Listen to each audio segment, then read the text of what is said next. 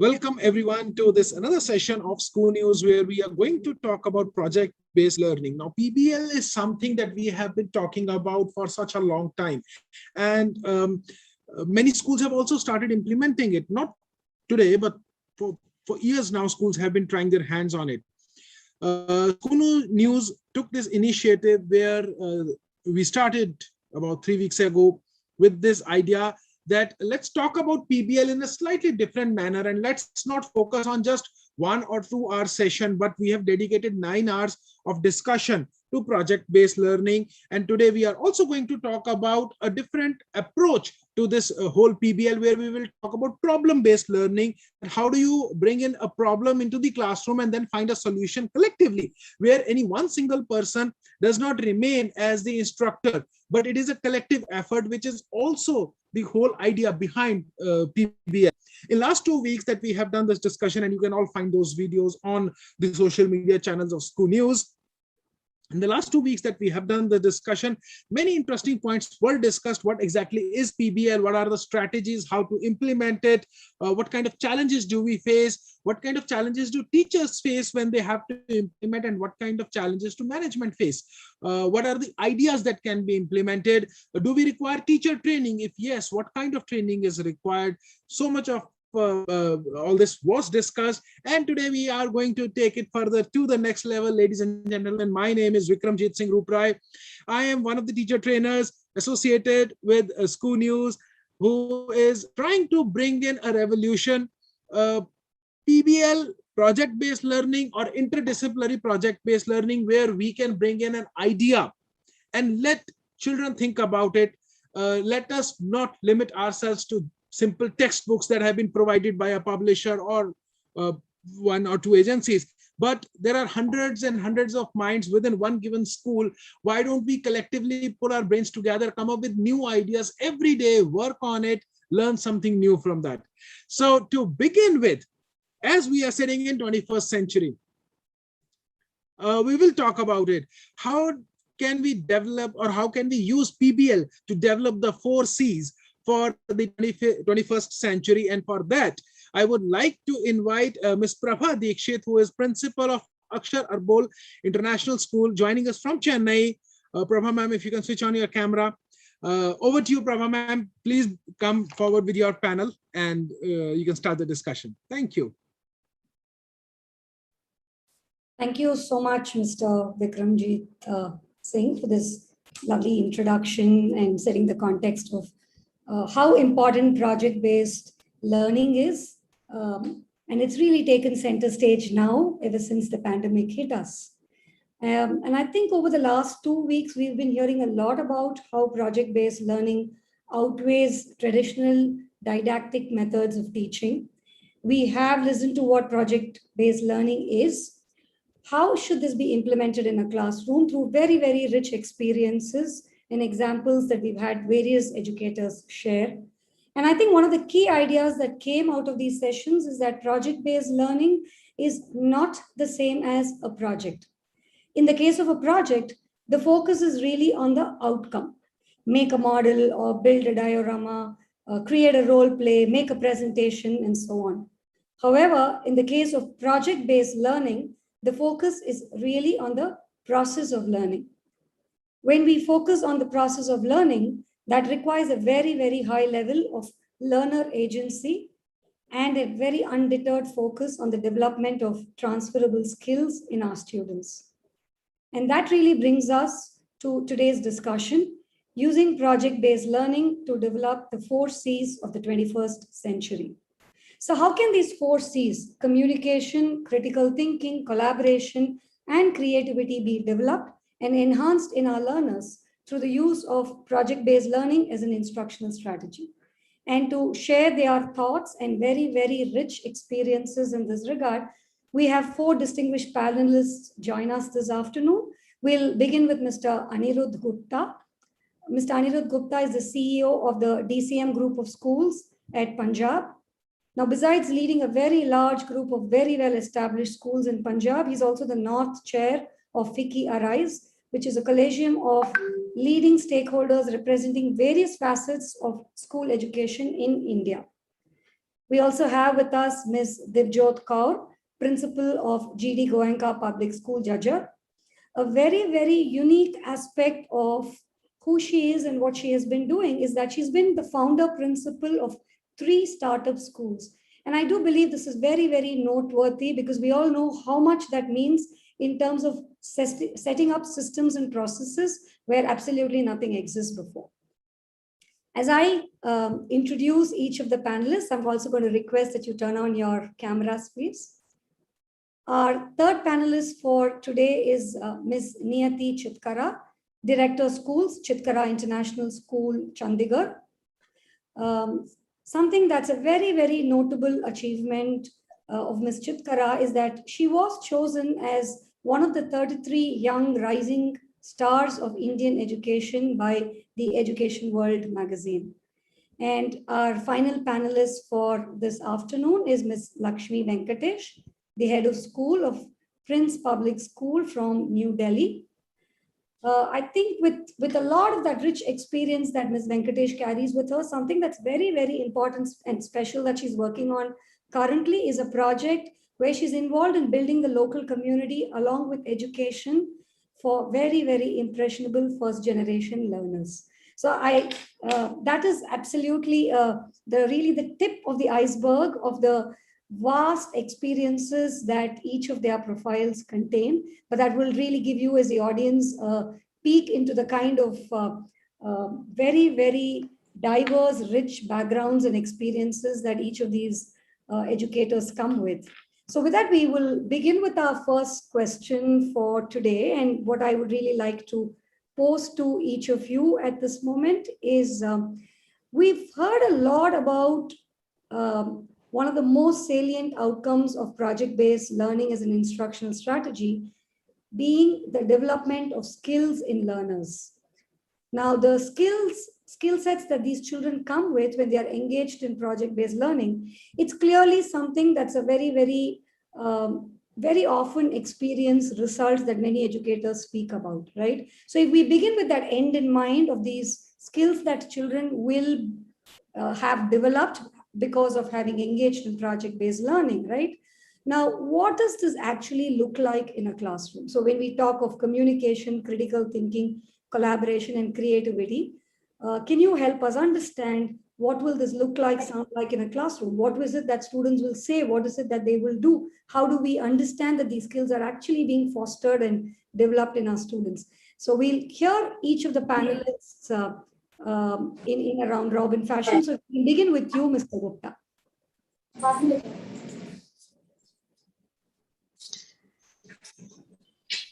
Thank you, Abha. Thank you so much.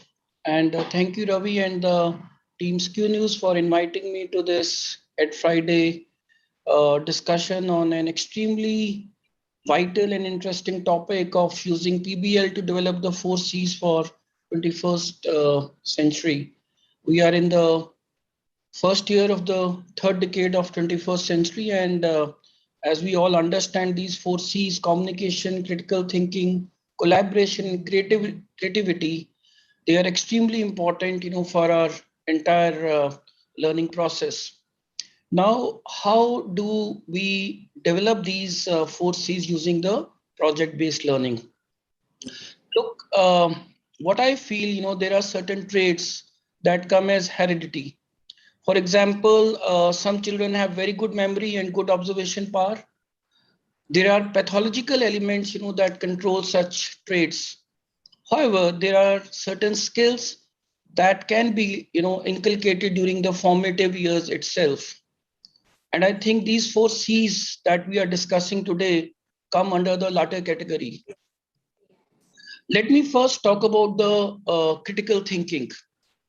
It comes under a process skill. First of all, it's not a standalone skill. In order to be a critical thinker, one should possess certain associated traits. According to one of the theories developed by Zimmerman in 2002, students who follow self-regulated studies possess higher level of critical thinking abilities. Because in self-regulated studies, learning process goes through 3 phases: planning, performance, and self-reflection. Now the question is of how we can observe it in students in a classroom setup. I think the simplest way would be that a teacher can form a small group of students and assign them a topic. This can be done after a specific concept is being discussed in the classroom. For example, it happened so recently, my academic team told me that a group of students came up with the idea that they want to form a weather forecast club. This idea came after heavy rains had lashed out in our area, causing a lot of disturbance and a lot of damage. So like the group of students along with teachers, they formed a meteorological club wherein the students gathered information from various sources such as newspapers, news channel, and other sites. So they started their activities based on the information gathered from above sources, followed by deliberations within the group, and they sent out its first weekly forecast. So obviously, the reality was slightly different from what they predicted. This phase is extremely important in self-regulated learning process. This phase gives students a chance to evaluate their work, to assess the accuracy of their performance and self-reflection. At this stage, they decided to gather additional information from veterans in the locality, and based on their inputs, the group widened their resources, and finally, they fine-tuned the activities of this newly constituted club. Now the group is successfully predicting the weather forecast with much less error, and similar clubs have been formed in our other branches also. So the steps in critical thinking follow the following order: evaluating, interpreting, analyzing, synthesizing, and forming arguments.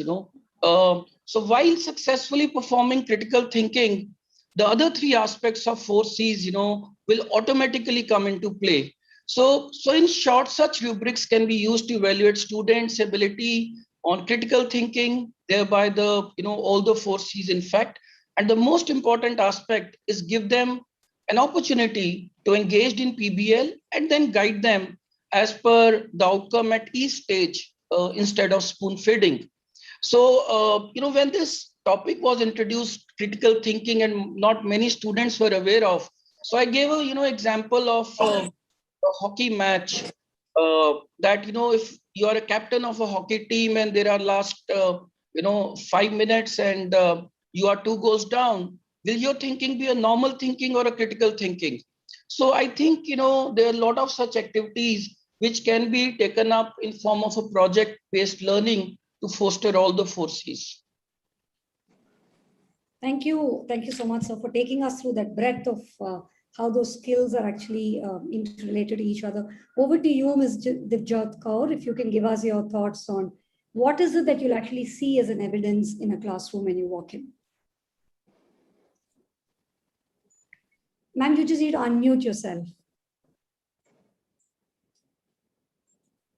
Ma'am, your mic is on mute.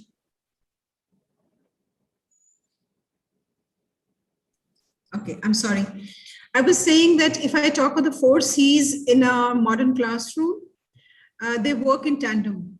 All 4 are very essential to any level of class group, whether it is a 3-year-old where the teacher manages all 4, or whether it is a senior group, which during the pandemic have now come to manage it technologically very well. All can be managed very well, and if if we are able to balance it, we are able to involve all sorts of learners in it, because learners are of different kinds. And if all 4Cs are collaborated together, we would have any project, any teaching encompassing the whole class. Nobody is left out. One is a good speaker, one is a good writer, another is good.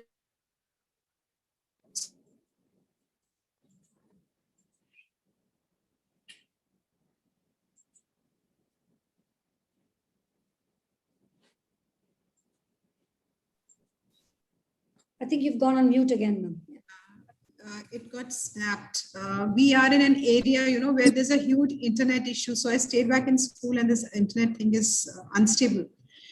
So I was saying that if I talk of the classroom composition in any school, then the children are of multifarious capabilities, capacities. And if we work with all the 4Cs in tandem, any classroom atmosphere, any subject, any age group can be easily made to work as a cohesive.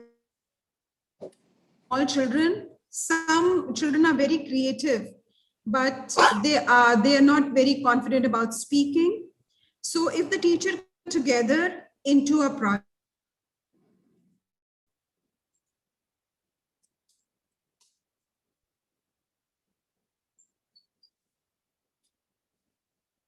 to be a problem. So if the teacher can get them cohesively together in any age group, the class topic given to them can easily be got across to them. Because when they work together as a team in a project, the product, which is the end, the product which comes in the end, has a combination of skills of all the children. The learning has taken place for all, and it has given them a platform of equanimity. They never feel left out. If I talk of very senior classes, the way the technology has got blended during the pandemic time, in fact, children who were slow learners or who were work shirkers, they could contribute in many ways. Technology made it possible with the online forums, with the research given to a group of children to work on. Each one could contribute. Somebody could go in for a blog, somebody could do peer review. So I saw that all children could come forward in a far better way. And then time management became so much easier, because in a normal class, what happens is a teacher is constrained with the amount of time she has at hand to manage all groups. Online, it became so much easier because class discipline was not the concern. Noise was not the concern. Time could be managed easily. Each of them were working. They were given a research topic to work on. And when they came together on a platform, they could share their views and things could happen faster. Thank you, ma'am. And coming over to you, Dr. Chitkara, for your opening thoughts on this. Hi, first of all, good afternoon, everybody, and thanks team ScooNews for providing this wonderful opportunity.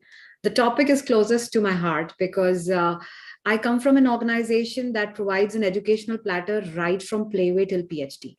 And the reason I'm talking about this is that at PhD level, we don't find creative problems. And hence the research element is missing big time. PhD level people tend to copy topics, eventually present a thesis with no differentiation, no significant investigation, and even the data is just for the heck of. So there comes the need of reconditioning schools. And hence, I pose a question to the audience. What if we create a PBL classroom? What if we create a seating arrangement and furniture where all the dead clubs of the schools, which are just using co-curricular as a base, why not those be added to the classroom? Why not our classrooms become our labs? We don't need classrooms. Good researches happen in garages. So you don't need infrastructure, you just need a temperament. And if the furniture setting is such where all the, you have a big bang scientists sitting in one group, and then you have another group of all the literary people sitting in one group. Then you have another set of people, all artists sitting in one group, all designers sitting in one group. And what are you doing? You're adding creativity to your classes, you're adding communication to your classes, you're adding collaboration, and you're adding critical thinking. Now, what if your classroom has something called project skirting, where the best projects of the class are displayed? And it's a great motivation to the learners.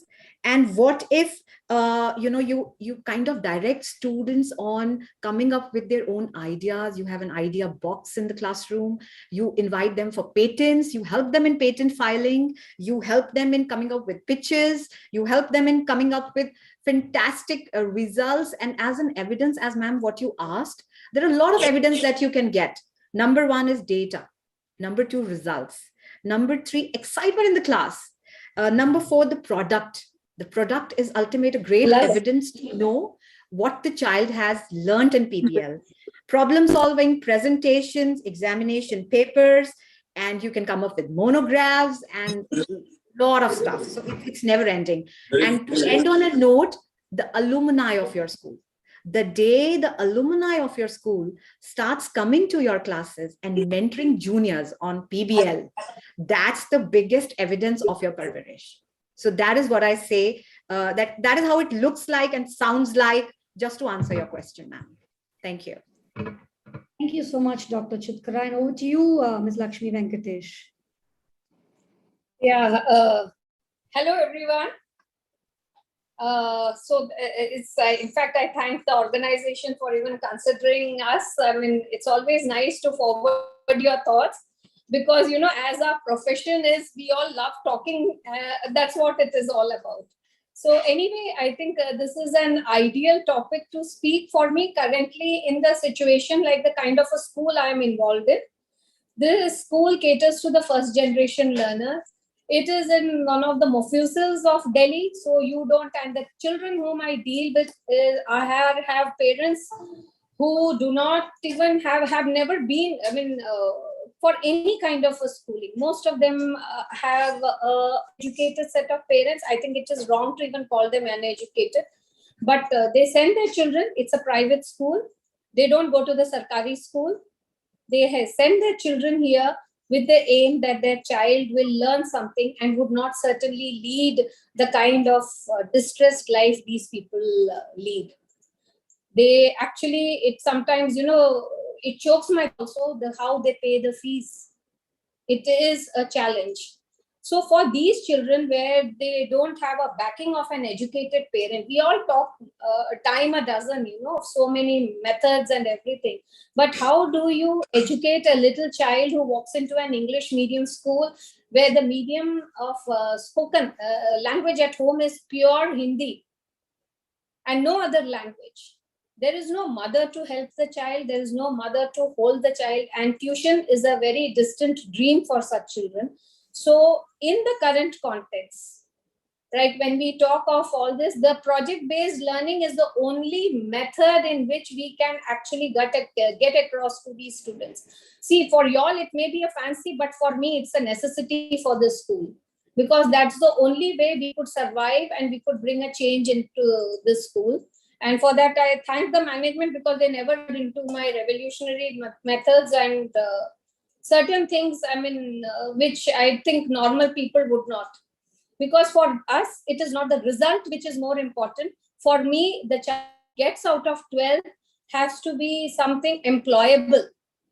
So when I talk of employment, it means skill. I don't even foresee a Wawa career in a Oxford or a Cambridge for my student. When my student pass out, I only feel, oh God, let him get a job so that, after that he goes through distance and somehow the other manages to graduate himself. That is where skill is very important. And when you pass out such children, what is more important is the 4 C's, very rightfully so, which is more important. Now, tomorrow, if I sit here and tell them, come on, sit and write a story, it is not possible for a child to sit and write a story. A creative writing is a big no, I think. And so project-based learning, I'll just give you a simple example. Prior to that, I will just shoot a question to all of you. Why did we all decide to be a teacher? Why did we? It's a big question. And how many of us, oh yes, we all talk, we like to bring the children to a certain potential, we would do, but how much of our own potential have we tapped? Have we as people heading the school, what kind of a learning have we promoted? Have we promoted a teacher-centered learning situation or a student-centered? For me, I'm telling you the truth, it had to be student-centered, because teacher-centered would be completion of syllabus, actually training the child to face all kind of exams, get an A grade and move ahead. A simple example will sum it all. I guess like what we did during, and this is a true thing, when the nation went into a lockdown. I'm talking of a situation of a school where the parents did not even have money to purchase a mobile. I'm telling you the truth. Virtual classes, how can we say we will not teach these children? And my teachers, obviously, we don't have a very teachers, with huge or bombastic degrees or anything. I am proud to have a set of teachers who have been ready to learn at every stage. Now, we really faced this problem. And now here I'm talking of a virtual class with these kind of children, and these children saddled in one room. This is the truth. One room. Think of those bundle of energy being just cornered into a one room. We had to evolve. There was great creative, not from the point of view of a student, but also from the point of teachers. I would tell you, teachers became highly creative, and we started off for a 1 month notice. This was what we call as the warming up session for going virtual, which was called as the differential learning axis. We didn't go to a normal learning. We thought, chalo, let's actually start attracting the children to attend the class, the mothers to attend the class, and grooming the mothers. So we started with simple themes. So one theme which we had was Forgotten Games of India, right? And in that, our art teacher, see here, I'm talking how all the teachers together, and creativity, critical skills, everything comes into play at this point of time. I need not elaborate on this. Our art teachers taught the children to use the wastage, and they told them how to make little boards like Chaucer, chess, Ludo. So out of waste, our students created those little board, and in that team, we also divided the class into various teams, so that once the board was made, the maths teacher actually taught them the nuances of measurement, because each check what should be the area covered. So their mathematics was taught. English teacher gave the history through comprehension passages, right? And after this was the initial thing, how we went ahead and planned. And then, of course, we had the social science teacher who was telling the children how to go onto the map and find out, like, these games, where all it was invented. So plotting them on a world map or a map of India. This was across from class 3rd to class 10th, we did that. And science, of course, was the coordination, the hand, mind, eyes coordination, that was also taught. So this was the planning stage for the teachers. Now, how the students perceived it, if you see, one is each child created a board out of whatever waste was available in their house. The mothers also pitched in. So when I say we did not just educate the child, we educated the community also, because the mothers also pitched in. They also made the board, and the games like Chaucer and all, which was forgotten, it got revived over there somewhere, right? And then collaboration, because we divided the class into various groups. So what happened, obviously, there was kind of an event which was happening, a sort of a match, we can say, between these children. So that's how we really pepped up the issue, and we realized that the children started enjoying. And you won't believe, their children, the parent also gradually started getting the mobiles. And for us, it has become a habit now. Whatever difficult topic is there, it is only through project-based learning. And right now, like, I would just say, like, tomorrow is Dhyan Chand's birthday, right? Major Dhyan Chand's birthday. Again, we have not said ki we will give you one, this and all. It is a complete project-based at it, because our children need to know. They are very sporty. So we have evolved a lot of a project-based, and tomorrow we are going to show them the movie Virasat. After that comes from the movie, we are going to divide the classes into various sections, and we are going to have an inter-class match, virtual match. Children are not coming to a school anymore, right? So that is there. And obviously English, in that children are going to give their thoughts on Major Dhyan Chand. So obviously the communication skill comes to it. Here we stress more on spoken English, because these children, believe me, do not have anyone to speak in English, and there is no one to correct them either. So that is how, like, for me, I think it is the lifeline for me. So in a way, we are actually embracing the 4C, trying to embrace the 4Cs using project-based learning, because that's the only way we can do it. I mean, I could go on and on. I don't know, because of the time limitation, perhaps. Absolutely, Ram, yes. And we have a lot of ground to cover when we talk of skills in project-based learning. And I'm sure with all your experience, there's a lot of rich ideas that we can share here. We've heard a lot of very, very broad opening thoughts on how important skills are, how they take center stage. If we can just narrow this discussion down a little further, also given in the interest of time, we have only about 20 minutes to go before we close this discussion. And I'm going to come over to you, Ms. Divjot Kaur. Are you with us? Is your internet all right, ma'am? Okay, I'm going to post a question and I hope Ms. Divjot Kaur is over here. So we've heard a lot of great examples as each of you spoke about what to look for and how really, looking at different project-based learning opportunities could give us ways in which we can develop the good skills in our young learners. Now, let's say we are talking to a teacher who's just about to dip her feet into this vast ocean called project-based learning, and she's just about to set foot in that journey. What would be one thing that you would tell her, ma'am, if we can just stick to that one idea to say that this is what, and this is where you could go begin to start exploring what this looks like. Over to you, Ms. Kaur. Okay, so if it has to be launched in a class, first of all, she has to identify the skill of each child. So once it is known to her, she's able to group them. After she has created a group, she designs a plan for them, gives them a guideline, gives her clues, and there they start working. Her intervention keeps happening where she gives suggestion. Then she summarizes their learning. And once it is summarized for each group, the learning has happened for 25 children who had formed 5 groups. So 5 different kinds of topics have been covered within the same time period with 5 groups working together. So she can very easily amalgamate all of them together through her strategy. So one is, the first and foremost would be that she knows the skills of each child, and then she's able to group them together, then give her guidelines on how to work on it.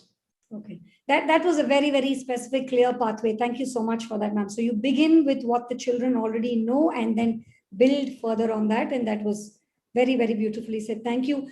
Coming over to you, Ms. Lakshmi Venkatesh, can you give us one strategy, given that, you said this is really the lifeline of what you do at school, just one strategy on where you would advise that teachers should begin? We begin with a problem.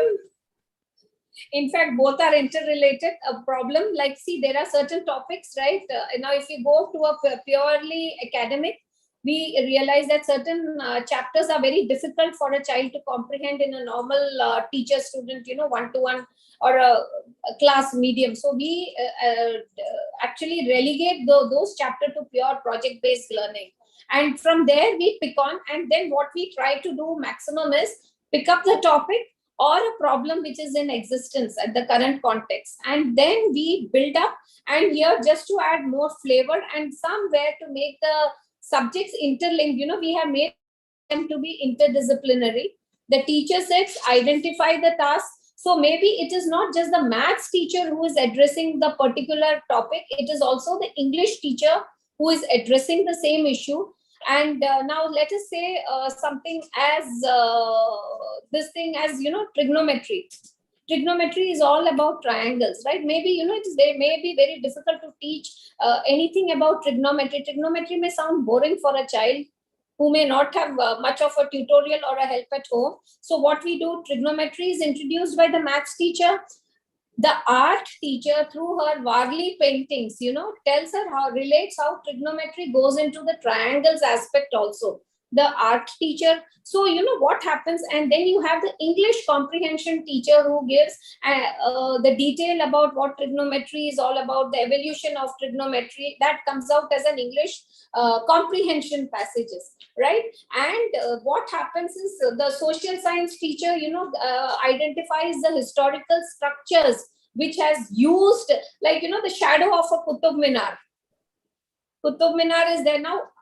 What we are doing is at that particular point, all the teachers, all the subject teachers work basically on one topic, but the child has got enriched from all the 5 different angles. If you see, Like they know about the science. If you see about the Qutub Minar, we have spoken about Qutub Minar. Height of a Qutub Minar cannot be measured with a scale. So we use the trigonometry, the mathematical triangle hypothesis we use, and that is how it has been passed on. And the science aspect comes into the trigonometry. What we do is, now since we have taken Qutub Minar, why it is red in color, so that chemical reaction. So somewhere the child starts relating, and then the application starts in terms of the shadow of a flagpole which is cast on the pool ground. So like that, many things are studied through these help.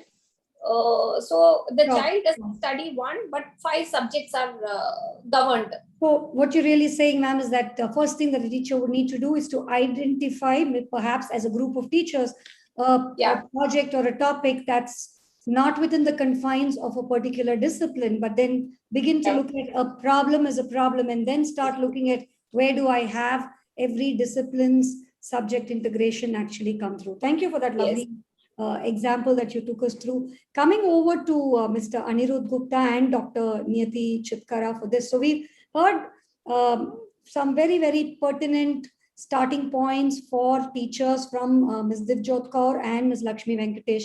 I think what would be very nice to hear from you is to look at this entire notion of building skills through project-based learning from a school-wide culture of practice. From an implementation standpoint, if we really want to harness this, we need to probably have a shift in culture in the way school is operating over many years. So what would your advice be for a school that's perhaps just about begun this journey or would like to begin this journey? And if we can probably begin with you for this, Dr. Chitkara. Yeah, I think the speakers have already formed a base, as you just mentioned. So I think it is very much interesting, first of all, that, to get that culture into your school, it's never too late. So if you're thinking that, you're already late and, a lot of stuff has been missed, it's never too late. And you just need a will, you need a good team, you need a temperament, and everything falls in place. Of course, you need investment as well. Along with that, you can do lots in terms of coming up with, first of all, I'd like to talk about teacher education institutions. If from day one, you start training your teachers on PBL, half of the job of the schools would be done. So the investment part that I'm talking about, training teachers on, these kind of innovative formats, half of the job will be done.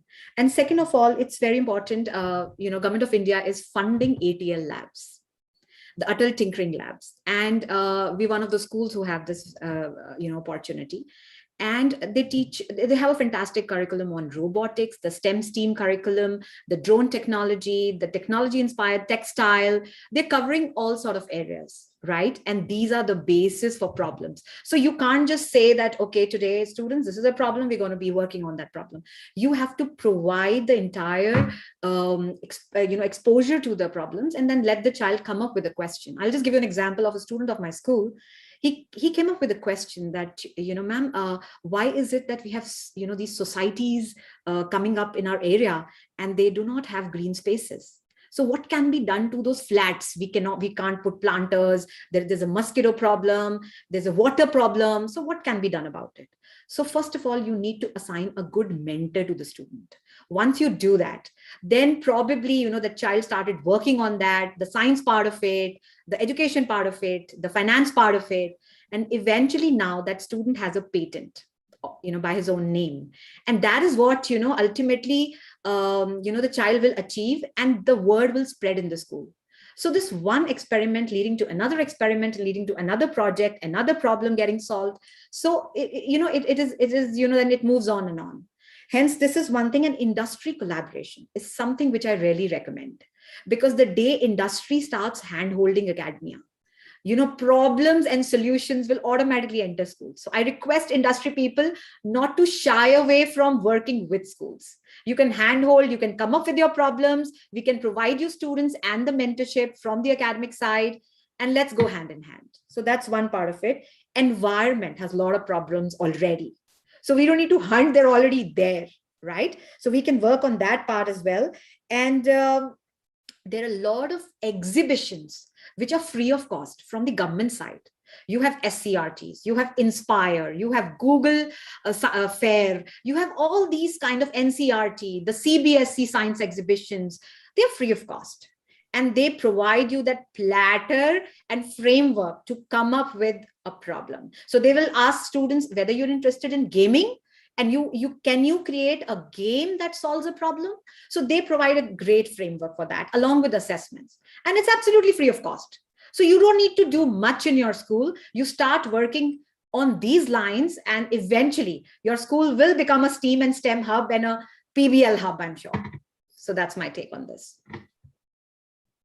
Thank you so much. I think a lot of practical ideas for schools to get started on. Over to you, Mr. Gupta. I would love to hear your thoughts on this. You see, I think we are talking of 4 C's in context of students or classroom setup.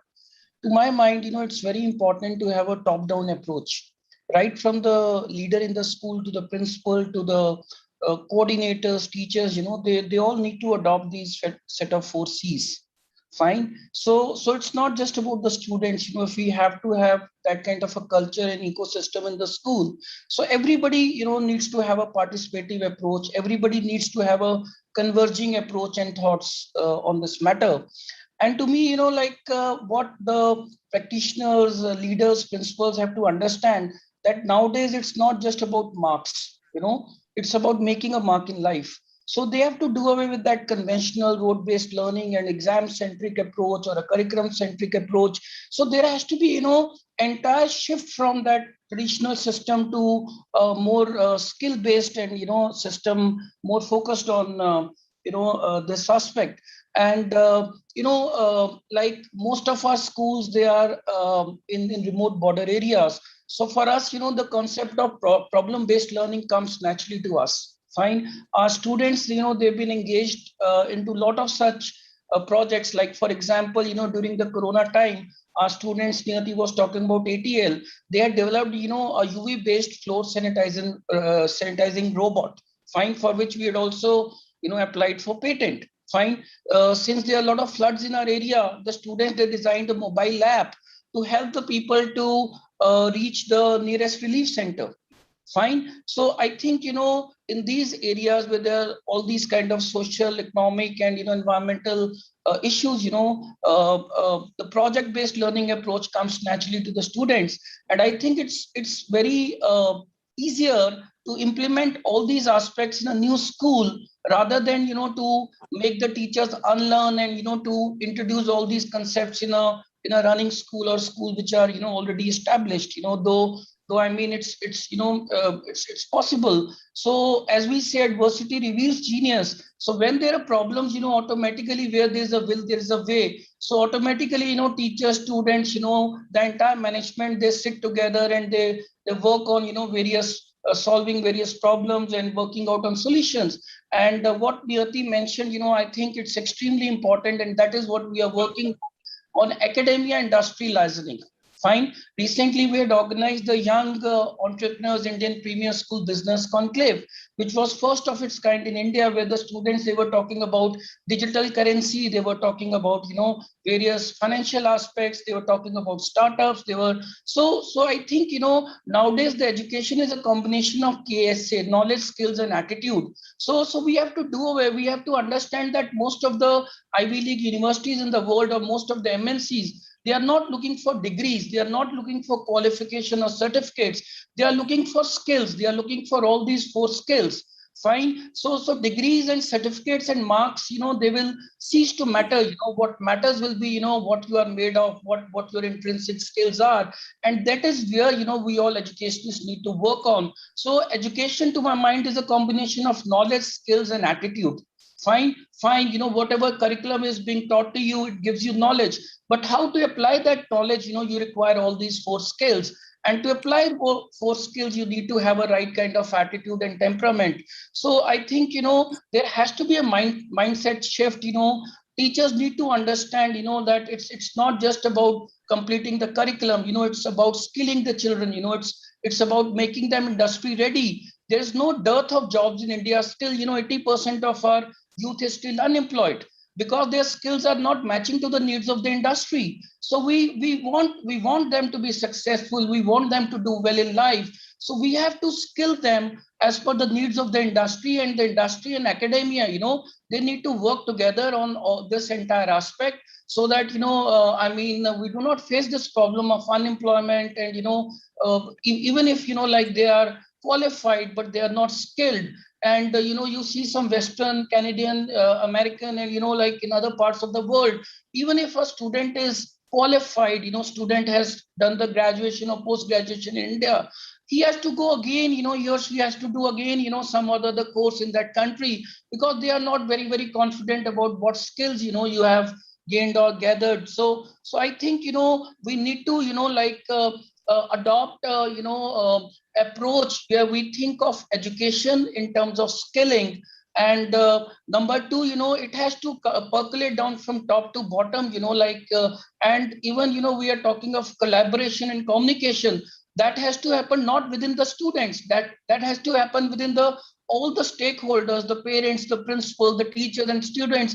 They all need to work together, sit together. They all need to identify a problem, diagnose a problem, and then work out the solutions, So this way, entire culture of the school can, we can see a shift towards a traditional road-based learning, exam-centric learning, to a more, learning, which I think, NEP has also come at the right time, and this pandemic has also proved to be a blessing in disguise. So we are all talking about all these aspects, had there been no pandemic or no NEP, I wonder we have been even, discussing here on EdFriday on these topics.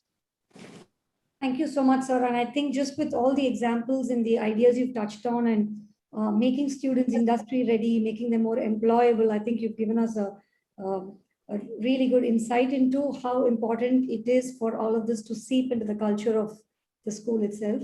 What we'll do now is we'll just go around the table very, very quickly. And this is going to be a really quick 45-second response from each of the panelists. So I'm just going to pose a phrase to you, and I'd like to just hear your quick 45-second response on that. That way, I think we will have a couple of minutes left to take a few questions as well. So I'll begin with probably you, Dr. Chitkara. Teach versus co-create. Okay. Teach versus co-create. So I think it is like, the old versus new. Because the only thing that I know is you shouldn't be a teacher, you should be a student always.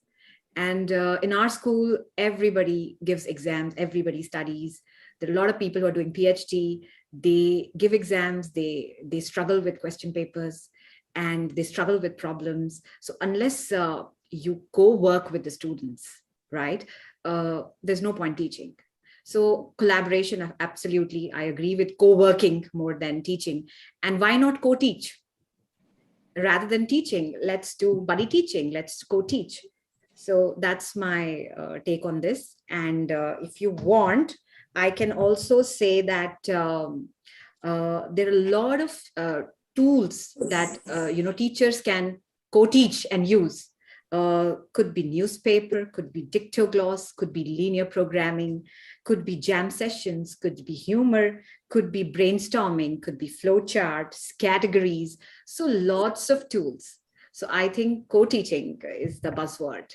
Thank you. The message is loud and clear through all the strategies you just told us. It's co-create. Over to you, Ms. Kaur. Process versus product.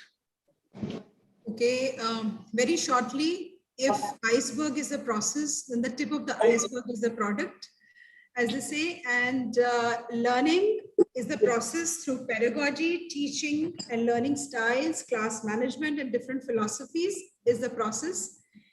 And the product is the test results. What happens in the end, what the children come up with, presentations, displays, models, all this has happened with the process which has taken place.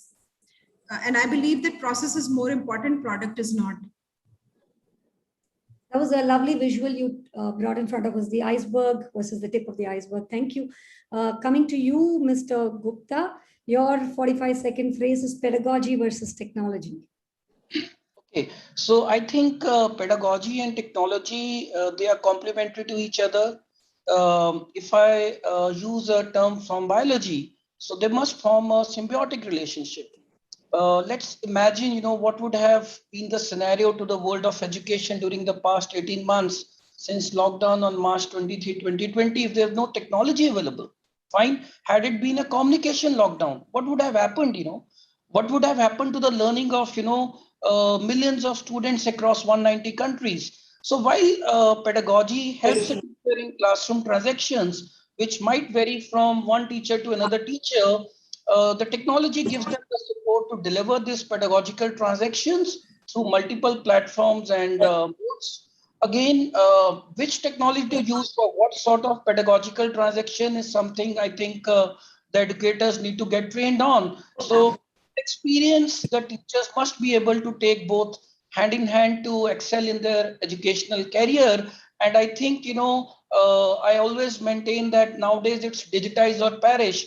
We can't think of, both of them separately. They have to go hand in hand. Thank you for that. So they're both important, and technology is perhaps more an enabler. Oh, yes. Oh, yes. Well, absolutely. Thank you. And coming over to you, Ms. Lakshmi Venkatesh, your phrase for a 45-second response is skills versus content. Obviously, it is skill, because skill is going to generate the content later.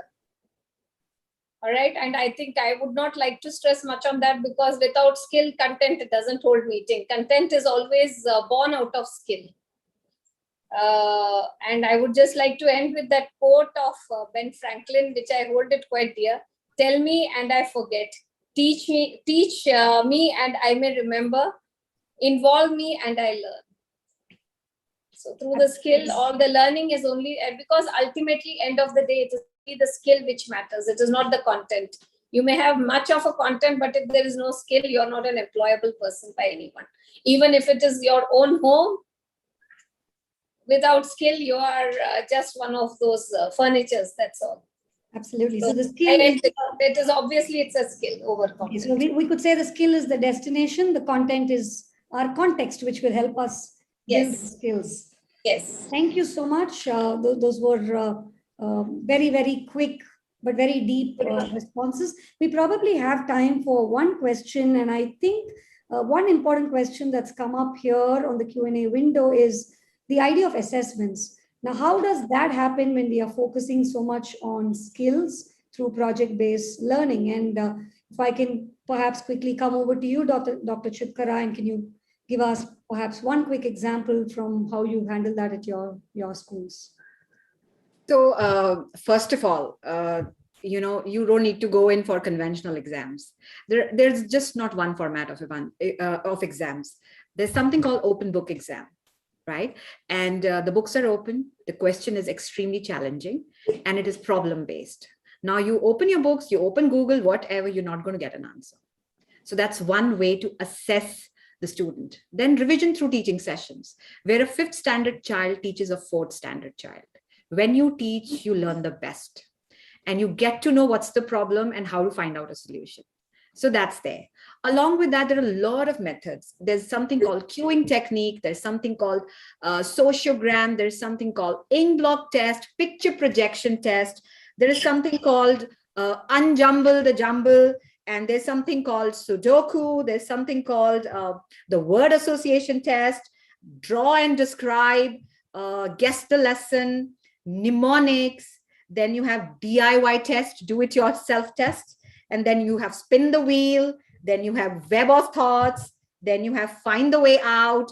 So there is no one way to assess PBL. There are a hell lot of ways. I just mentioned few, but the list is long and endless. Hope that answers. Thank you so much for those variety of strategies. I think we have just one last minute. So if I can come over to you, Ms. Kaur, and very quickly ask you the same question, but in a slightly different context of how would you assess the development of skills itself? Of course, Dr. Chitkara gave us a wide range of strategies to pick from, but what is it you would observe as how skills are getting developed, and how would you assess that? See, when we are talking of project-based learning, assessment is happening while the project is on. because so many characteristics get to be noticed. It is not only assessment for gaining marks, it is an assessment of character, it is an assessment of team spirit, collaboration. Everything is giving you an clarity of where the child stands. So we do not need to reach that level of conventional examination where marks are allotted for something. So there could be levels of assessment. Thank you so much, ma'am. And I think with that, we just about hit it right on time. And thank you so much to each of the panelists here today, Mr. Anirudh Gupta, Ms. Lakshmi Venkatesh, Dr. Niyati Chitkara, and Ms. Divjot Kaur. And it was absolutely delightful hearing each of you and your experiences as you have personally looked at years of how project-based learning has been implemented at schools. Thank you very much. And over to you, Team ScooNews. We must say, you steered us very well. Indeed, it was actually a wonderful session. The discussion was going on. This happened last time also. The discussion was going so good that I hated to be the one who had to come and break that. No, it's time's up, and now we have to move to next panel, because this is something that nurtures us as teachers. Such wonderful points came in, and Prabha, when you started with the point that project-based learning is not just a project but a process. So the learning part is the process part and not the end result. That was, I think, the key message for the entire PBL journey that we are having from last 3 weeks.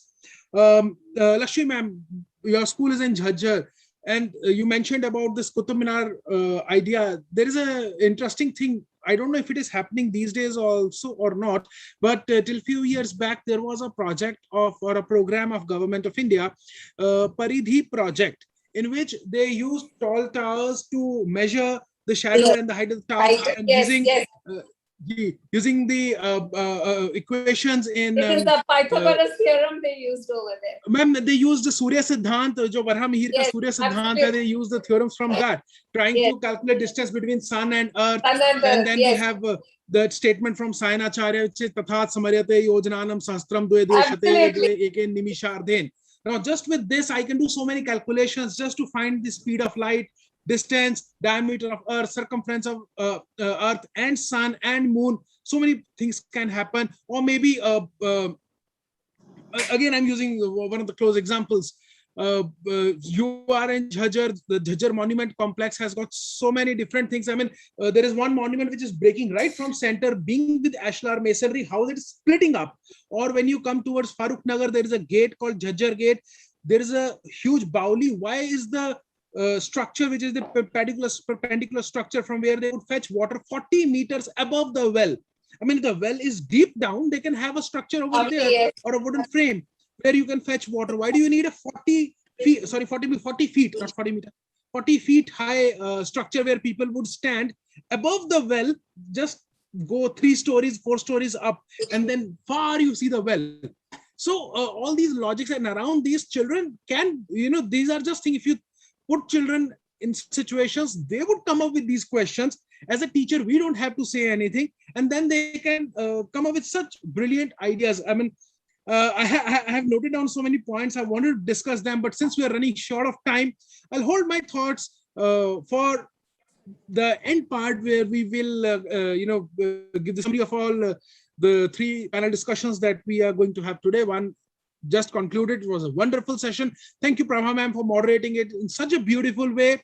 Without wasting much time, we will move to the next panel discussion, where we are going to talk about the future of learning, which is, this is what the panel will conclude in a way, that is it the project-based NEP 2020? Now, NEP 2020 is much talked about. I'm sure many of you have already studied or already read through and have, trying to implement. And many of you have already been working on the concept of what now we call NEP 2020, the National Education Policy. Many schools have already implemented it years ago, probably decades ago, but in a small form or a different form. And now we are growing and we are making it big, for which we have the general the manager for development and recognition, India Nepal, for international baccalaureate IB, Mr. Mahesh Balakrishnan. Mahesh sir, over to you.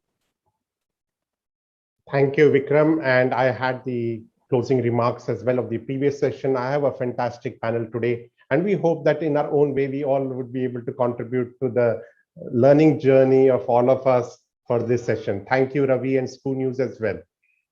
And welcome to session 2 of EdFridays, session 7. Our session today is on the future of learning is project-based and how does it play with NEP 2020. And as Vikram said, my name is Mahesh Balakrishnan. I'm the Development Recognition Manager for International Baccalaureate, or IB, for India, Nepal, and Bhutan. Project-based learning is considered a student-centered learning approach. It is also considered by some to be an applied learning approach. Some call it a dynamic classroom approach. And if I take it from the previous session, the end thoughts, how does assessment happen? Okay, you should look at IB and the way it takes assessment-based approach for projects. That it's a continuous assessment system within the IB system. Is project-based learning new, or has it been there for some time, even in schools in India? Let's hear from our experts. Our esteemed panelists today include Mr. Joao Borges, CEO Dream Shaper. I think he's based out of Belgium. Ms. Lina Ashar, co-founder Corroboree. Mr. Siddhartha Rajagaria, Chief Learner and Director, Delhi Public School, Lawa Nagpur, Nasik and Varanasi. Mr. Rashid Sharafuddin, Headmaster, Selekvi International School, Dehradun. A warm welcome to you all. My first question today is to Lina. Lina, please introduce yourself. And in 5 minutes, what do you think of harnessing the power of project learning? Hi, everyone. So yes, my name is Lina Ashar, and by profession, I'm a teacher. Career-wise, I call myself an entrepreneur, but life mission-wise, I'm a happiness advocate. Whether it was me teaching in a classroom in Australia or setting up a chain of schools or now focusing on online learning, my mission has always been to create more happiness in the world. So whether it's making sure children experience the joy of learning or the happiness that comes from living in a way that brings meaning and contribution as a cornerstone to students' lives, the deeper mission I always have is happiness. And these are the ways I believe human beings live happier lives. So I founded Kangaroo Kids in Billabong High and then sold this brick and mortar business a little over 4 years ago, as I saw a vision for learning that would be online. And even when I speak about PBL, Joao and I are partners in bringing Dream Shapers to India. And we use technology just as the tool for bringing PBL learning into the classrooms. About 5 years ago, when I mentioned to the CEO who bought over Kangaroo Kids in Billabong High that the future of learning would be digital, there was a lot of skepticism that this would be impossible for India. But even 4 years ago, I kind of saw that this is just around the corner, and this pandemic has only acted as a catalyst for something that I believe was inevitable. Harnessing technology and digitized learning for India especially is a must, because it's the only way we can disrupt the existing system that was already outdated and allow for a more equitable way forward for all of India's kids. The upsides of harnessing technology to execute PBL is that it provides some structure for teachers and students, which is much needed because you need scaffolding for children to actually find success in PBL for something, if especially they haven't been used to PBL earlier. Another challenge we need to address, and the reason why assessments, keeps being asked as a question is, teachers in India deal with so much. They deal with so many students. They deal with so many corrections, and with so many administrative tasks that it's just become easy for assessments to be, multiple choice or true and false, or sort of one singular response, correct answers. And this is a primary reason why inauthentic assessments exist in India. And we need to find a solution around that, is because we've got such a huge population to assess. So testing is easier when you test it for the lower levels of Bloom's, which is memorization and understanding. And it is more challenging when you're trying to test it for creativity and synthesis. So the key is not in the idea. A lot of people in the previous panel have discovered have covered the powers of PBL. So the idea is not in the idea; it's in the execution. So many great ideas are there in the NEP, and many great ideas CBSE and ICSE have come and gone. Take the CCE for example, because the execution was not well thought through all the way. And PBL is only one of the tools we can harness to shift the way children learn. Niyati spoke about this in the previous panel, where she said one of the easiest things we can do to actually shift the way we teach and the way we learn is to have open book examinations. And one of the things we really will need to think about as a culture as a whole is the importance of autonomy for kids as well as schools as well as for teachers, because kids really will need agency and autonomy for PBL to be really practiced in its true sense. Joao and I have done many sessions with schools showing them Dream Shaper, and some of the questions that keep coming back is their questions revolve around coverage of content, curriculum, syllabus, and assessments. And I keep hearing things like teachers should assign, we should give, we should do, and for PBL, we'll have to shift that. We have to shift everything because the future doesn't belong to people who have the answers.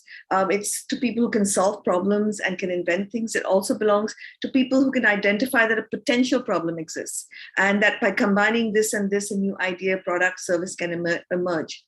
And Joao will go into it through the Dream Shaper platform a little bit more, but we really have to, as teachers, educators, and as boards, be comfortable with a lot less control. At the moment, I feel we're trying to fit PBL and other aspects of the NEP around existing frameworks by tweaking existing Lina, I would like you to hold your thoughts there. Very interesting, because my next question, I will come back to you on the NEP. Rashid, how do you see project-based learning in Selectway? And first introduce yourself. Good afternoon, Mahesh. Good afternoon, everyone. So I am a graduate from St. Stephen's College, Delhi, and University of Bath. I am what I would generally define myself as a quintessential boarding school master. I started at 21 at a Doon school. Stayed there for about 11 years, and I've been last 7 years heading Selectway International School. So our strength and weaknesses would be obviously different from what a day school would have in terms of implementation or even delivery of PBL. So at the outset, I want to say that the pandemic, of course, gave us the opportunity and chance to step back and look at how curriculum can be redesigned. And we do have 7 other day schools and 1 boarding school. So all colleagues last year, we got together and we more or less changed the entire curriculum design. So we looked at what would be the profile of a student be like, how do we achieve that profile, what would be the assessment like, what would be the classroom transactions like, where do we put focus of education. Mahesh, you're aware that we were probably the first IBDP school in North India way back in 2004. And since when, about 7 years back, we have given it up. But we are in the process of now reintroducing IBDP again next year. And it was very important that we look at how we bridge the gap between what we have in CBSE and what IBDP has to offer. So the curriculum design gave us the opportunity to look at the learner as the center of our focus.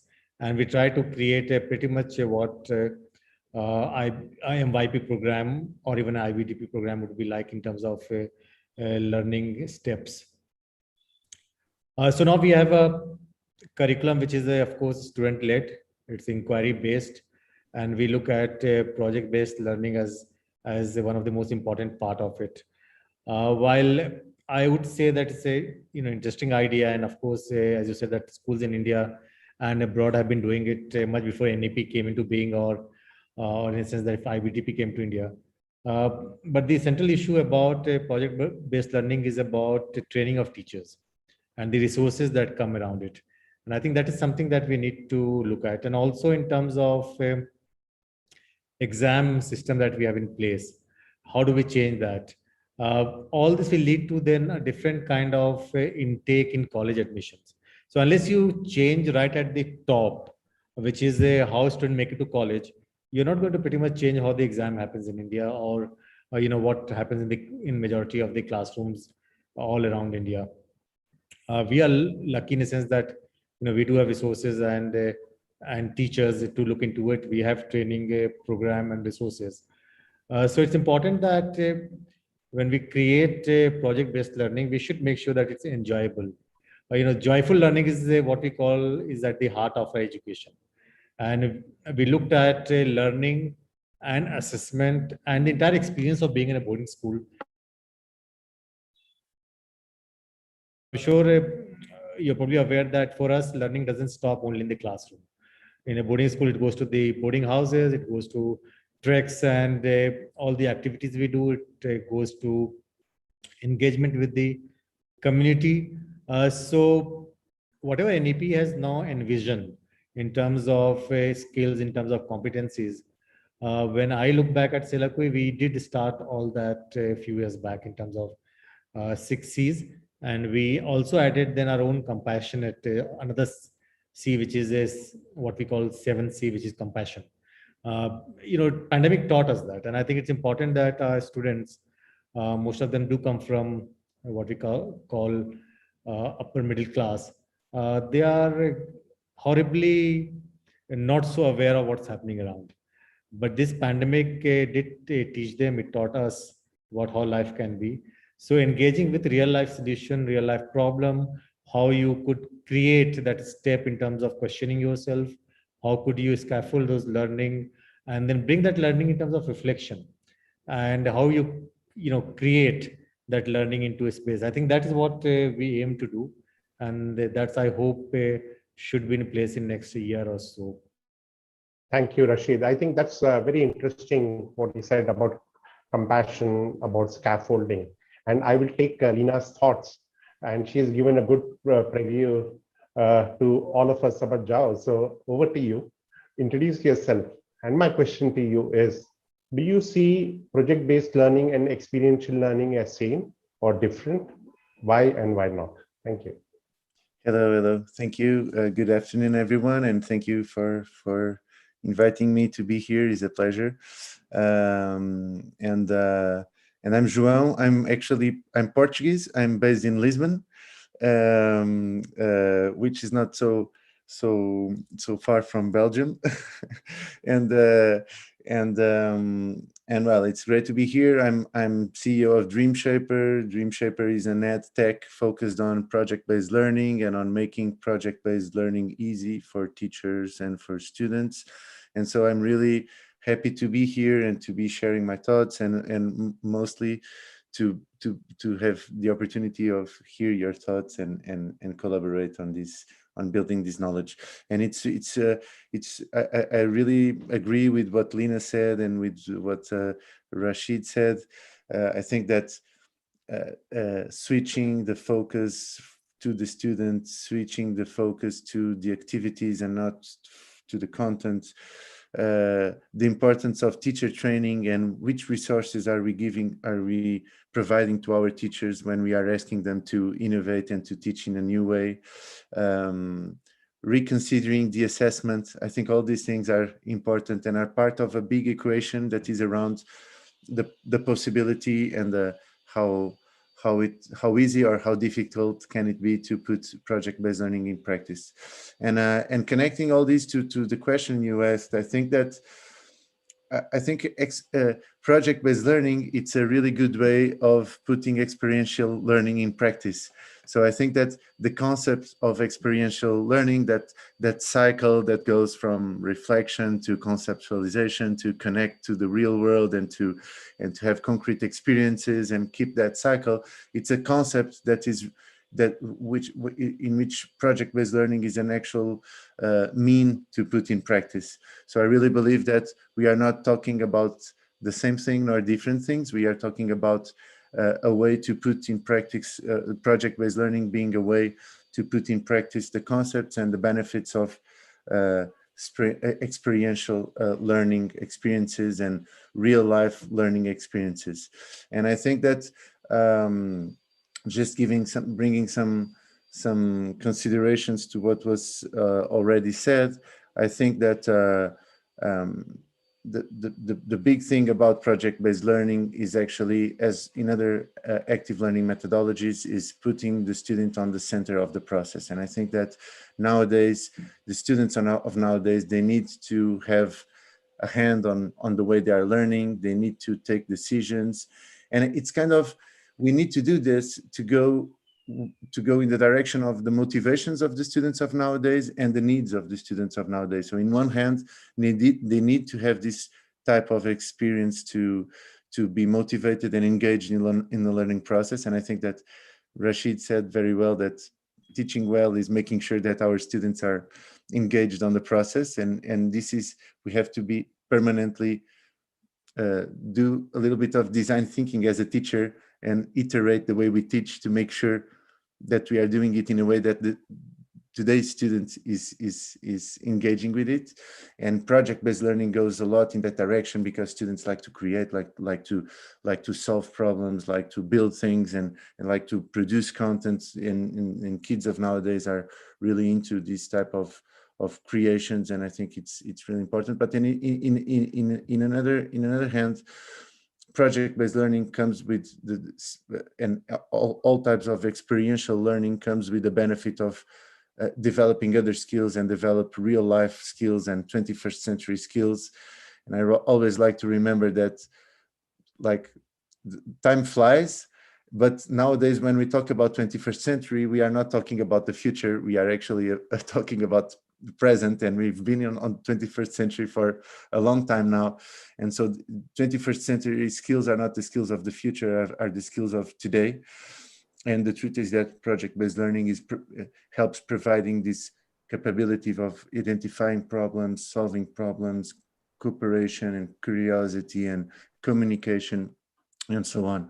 And just to finish, I think that, again, another similarity between experiential learning in general and project-based learning is, and this connects with what Lina said and with Professor Rashid said too, which is, how are we helping teachers and schools to put this type of teaching and learning in practice? And I think this is one of the big things. And how do we help goes from how do we reassess the way we are assessing, doing assessments, and how are we training teachers, and how are we giving them tools that help them putting this in practice? Because the truth is that there's an operational challenge on putting project-based learning in practice, especially when we want to do project-based learning in the traditional way. As Lina was saying, okay, we want to do project-based learning, but the teacher decides, the teacher tells them what to do, the teacher controls everything. That's not project-based learning, and that's the impossible way of doing, because if it's all dependent on the teacher, it's not scalable, it's not possible to put in practice. So what we really believe on Dream Shaper, and I think as educators, is that the only, and this is a good thing, because the only way of implementing PBL in a good way, in a scalable way, is actually putting the student in the center of the process and giving this flexibility and this autonomy for the students. But then, thank you, Joao. I will pick up 2 points from what you said. One was on the teacher's experiences. Whose experience is it? Is it the teacher's experience or is the experience of the student, right? That also matters.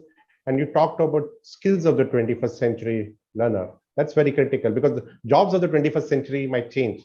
But if we prepare them for the challenges of the 21st century, I think they will do well. With that, I would like to welcome Siddharth. And Siddharth, welcome. And my question to you is, your designation is Chief Learner. What are the learnings you see in terms of project-based learning from your school or your group of schools, number one? And do you see that project-based learning is feasible in tier 2, tier 3 towns, especially during the pandemic? Thank you, Mahesh. Good afternoon, everybody. I am a learner. I'm a learner at heart, and that's why I've I really actually purposefully changed my designation and put Chief Learner at the beginning of the pandemic to communicate that it's really important that we make that shift and become a learner, right? Because the pandemic really taught us that we cannot forget that cycle of unlearning and relearning, and that was something that that is something that really defines me as a person as well. So coming to your question, Mahesh, about can project-based learning be implemented in tier 2 towns?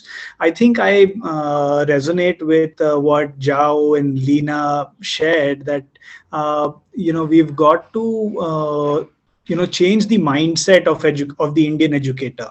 The mindset of the Indian educator is to that, okay, we have to finish the syllabus, we have to cover those chapters in the textbooks. The mindset of the Indian educator is that, okay, we have to teach to the test, right? So we need to, because once that mindset is not changing and you want to bring in project-based learning, you're actually just teaching the chapter with maybe the big question in close proximity, but you're not actually answering the big question, right? So you have to get out of the textbooks, especially at least for those learning outcomes that your project is addressing, if you're not taking it thoroughly. So that is absolutely. So I totally believe that in tier 2 towns it can be implemented, and with technology, with the pandemic coming in, it's easier. It's easier because even in the tier 2 towns, we have training resources available. Earlier, the same training resources that were available in Mumbai or Delhi or some of the bigger towns were not available in a tier 2 town, or maybe they costed at least double because of the travel expense, or so many other expenses that were there. But now in tier 2 town, we can have the same training expertise available. Like, for example, we can have someone like Vikramjit come and interact with us sitting from Delhi and to any of my schools in tier 2 towns, right? So it's really, really important that schools who wish to implement PBL look at training in a holistic manner. We need to really actually move the conversation from training to a coaching sort of a mindset, right? We need to move that conversation. It cannot be a one-off training. It cannot be a 2-hour session from somebody and that's the end of training of PBL and the teachers will get equipped. We need to move that conversation from training to a year-long or maybe a three-year-long coaching project, wherein the trainer is coming in, speaking to the teachers, coming in, observing classes, giving constructive feedback, and the cycle goes on and on and on. Right, so that is something I think, if done well, tier 2 towns can as well adopt the PBL process. We have done that. We are, with every project that we go, we are regularly innovating, we are regularly adjusting. And something that's really, really important, especially in tier 2 towns, while implementing project-based learning, is to communicate strongly to your parent body, to your student body, making sure that the parents, the students, the teachers, everybody understand what is the why behind the PBL. Why are you implementing the PBL? Is it, so that's something which I believe is very, very important. I also reckon with, in the first panel discussion, there was a lot of discussion about problems, the real world problems that the students are facing in the local context, and taking those problems under PBL. And some examples that Vikramjit shared about Jajjar. So those sort of scenarios, those sort of projects would really go down well, especially in tier 2 towns, when you can actually look at your local context, local issues within the PBL context. And I think that will really benefit everybody.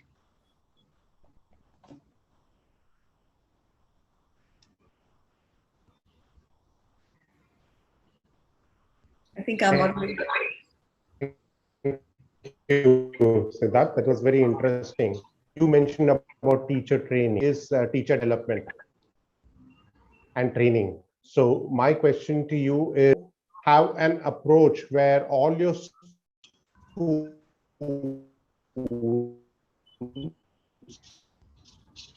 follow the same approach?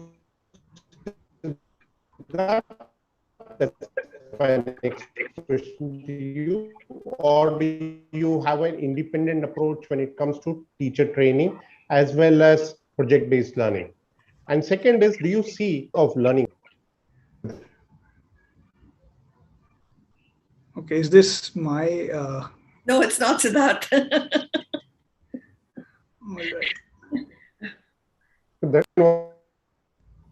The question is to you, Siddharth. Okay, so I believe your question, Mahesh, is that whether in my 3 different schools we are taking a different approach to PBL, or is it a similar approach? Is that the question? Right. That's right. That's right. Right. So, what we are doing, Mahesh, when we implemented PBL, we did a lot of training. We did extensive trainings on PBL. We introduced teachers to the concept. We did regular workshops, continuous regular workshops.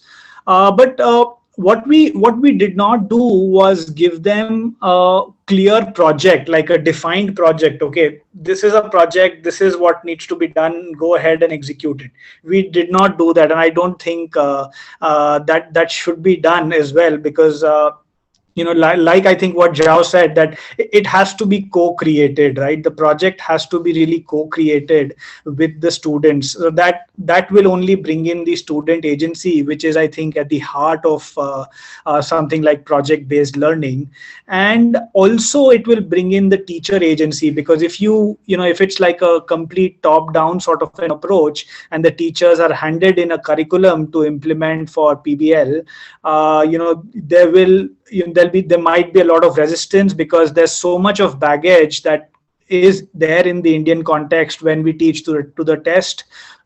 So it's really important that teachers, students co-create those projects. It's really important that that agency, that ownership of what we are doing new comes in. And when the ownership comes in, you cannot have standardization. So you can only have one of those two. You can either have standardization, or you can have ownership and someone who's really passionate about teaching, right? So if that standardization will come in, the passion will go out of the door. So I think that was something that we identified. We did make some mistakes while implementing. It is not a one size fit sort of an approach. We did make mistakes, but what we did well while we were doing these implementations with PBL was, at every step we collected data. At every step, we took feedback. At every step, we took the feedback from all stakeholders, what was happening, what did they like, what did they not like. And while studying those data, while studying the trends, we continuously made adjustment, and I would say are still making adjustments, because I think this is a never-ending sort of a journey. Because in this journey, the day you end, that day you will become obsolete, right? So you have to regularly keep on innovating. You have to regularly keep on looking for new and new answers every day, and bring that to the classroom. Look at the student experiences, and again the cycle of innovation and evolution goes on and on in this PBL journey. That's what has been my experience here. And because of this ongoing sort of a cycle, there will be a lot of motivation for students, because their voices would be heard. There would be a lot of relevance, because the local context would be taken. So I think that is something which is very, very unique to a good PBL implementation. Thank you. You mentioned about teacher agency. We talk a lot about student agency, so that balancing act becomes very important. My question to Joao is, what do you think about project repositories? And do you see schools at some point of time reusing or recycling the old projects, or rather than continuously evolving and innovating? Yes, I'm here. I have to say I'm totally aligned with Siddharth, and I think that I think it's obvious that we have to try to learn all the time with what goes well and with what doesn't go so well, and we have to use the learnings every new year and bring those learnings. So it's, of course, that is part of what we do each year that we should incorporate on what we will do next year. But when we are talking about project repositories, usually we are talking about like projects where the content is already defined and the topic of the project and so on. And in that, I don't believe so much, because again, and I'm really aligned with what Lina said, Rashid and Siddharth, which is if we want to put the student on the center and to give them the opportunity to decide which will be their starting question, which will be the starting problem they want to approach, and so on.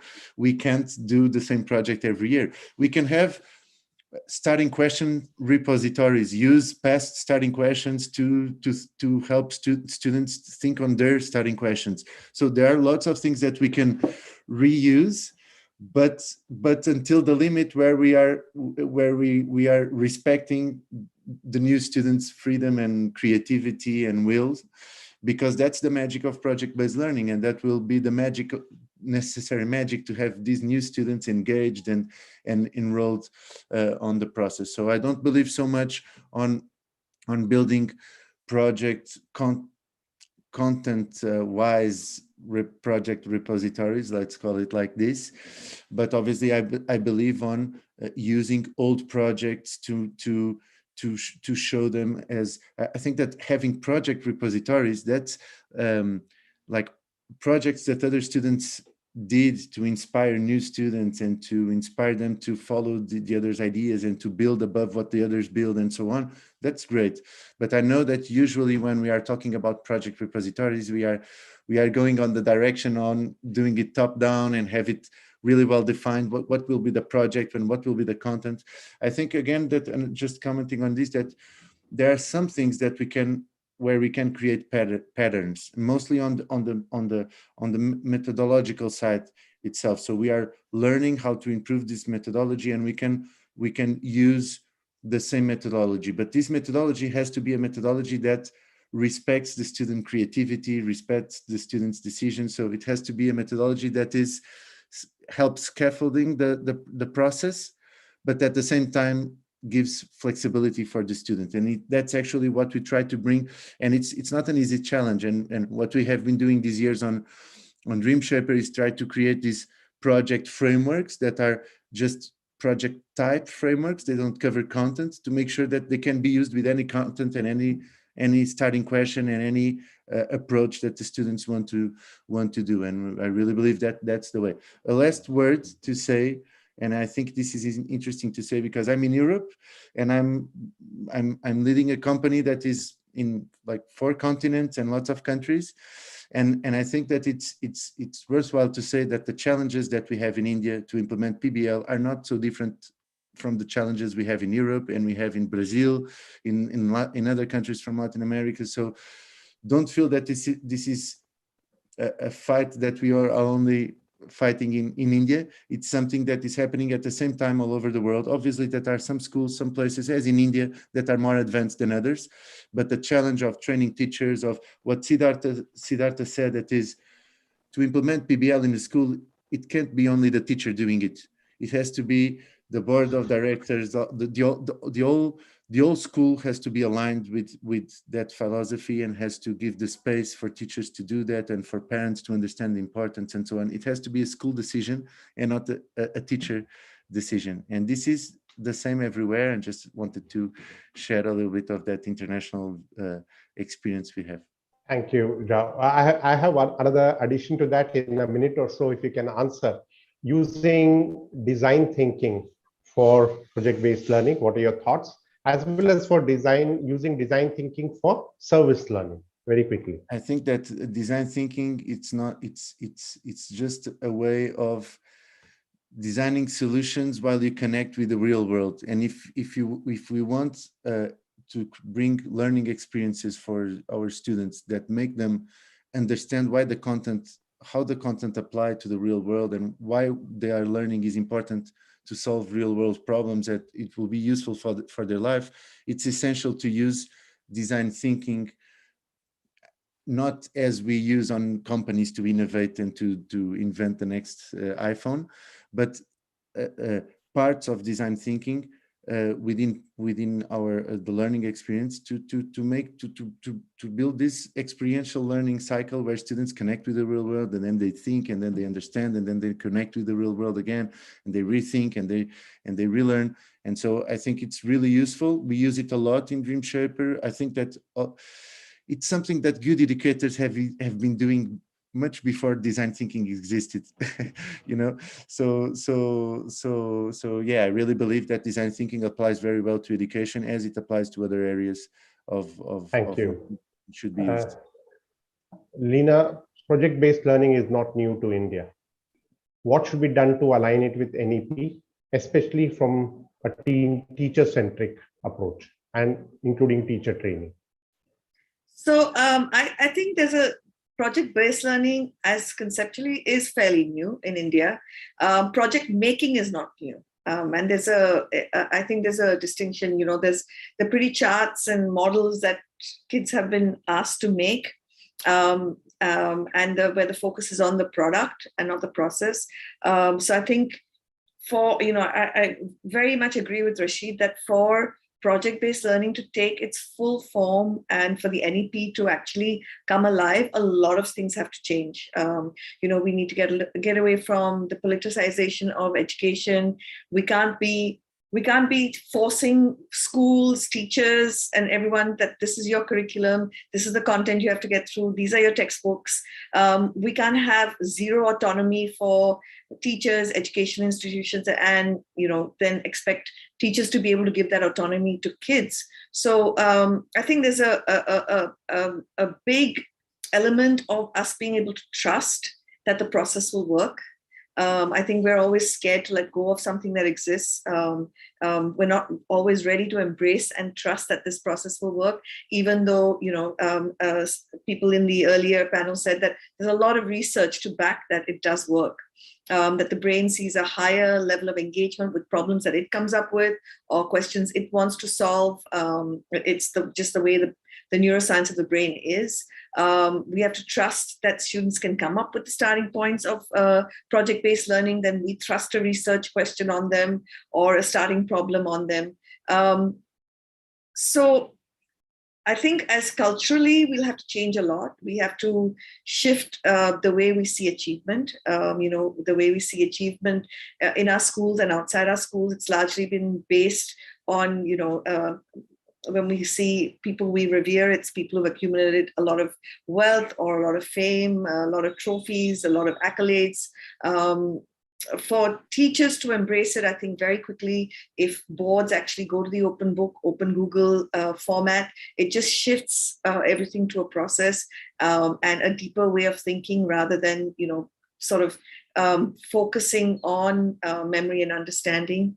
And as I said, as students, we want students to have more autonomy. We need schools to have more autonomy, teachers to have more autonomy. I think kids, when they're born as project-based learning thinkers. They're constantly asking why, how, what if questions. And then, by the time they finish schooling, it's when, where, and kind of what questions. So I think collectively our entire cultural system has to change, even for our teachers to change, because, Rashid kind of sort of said that what gets tested will get taught.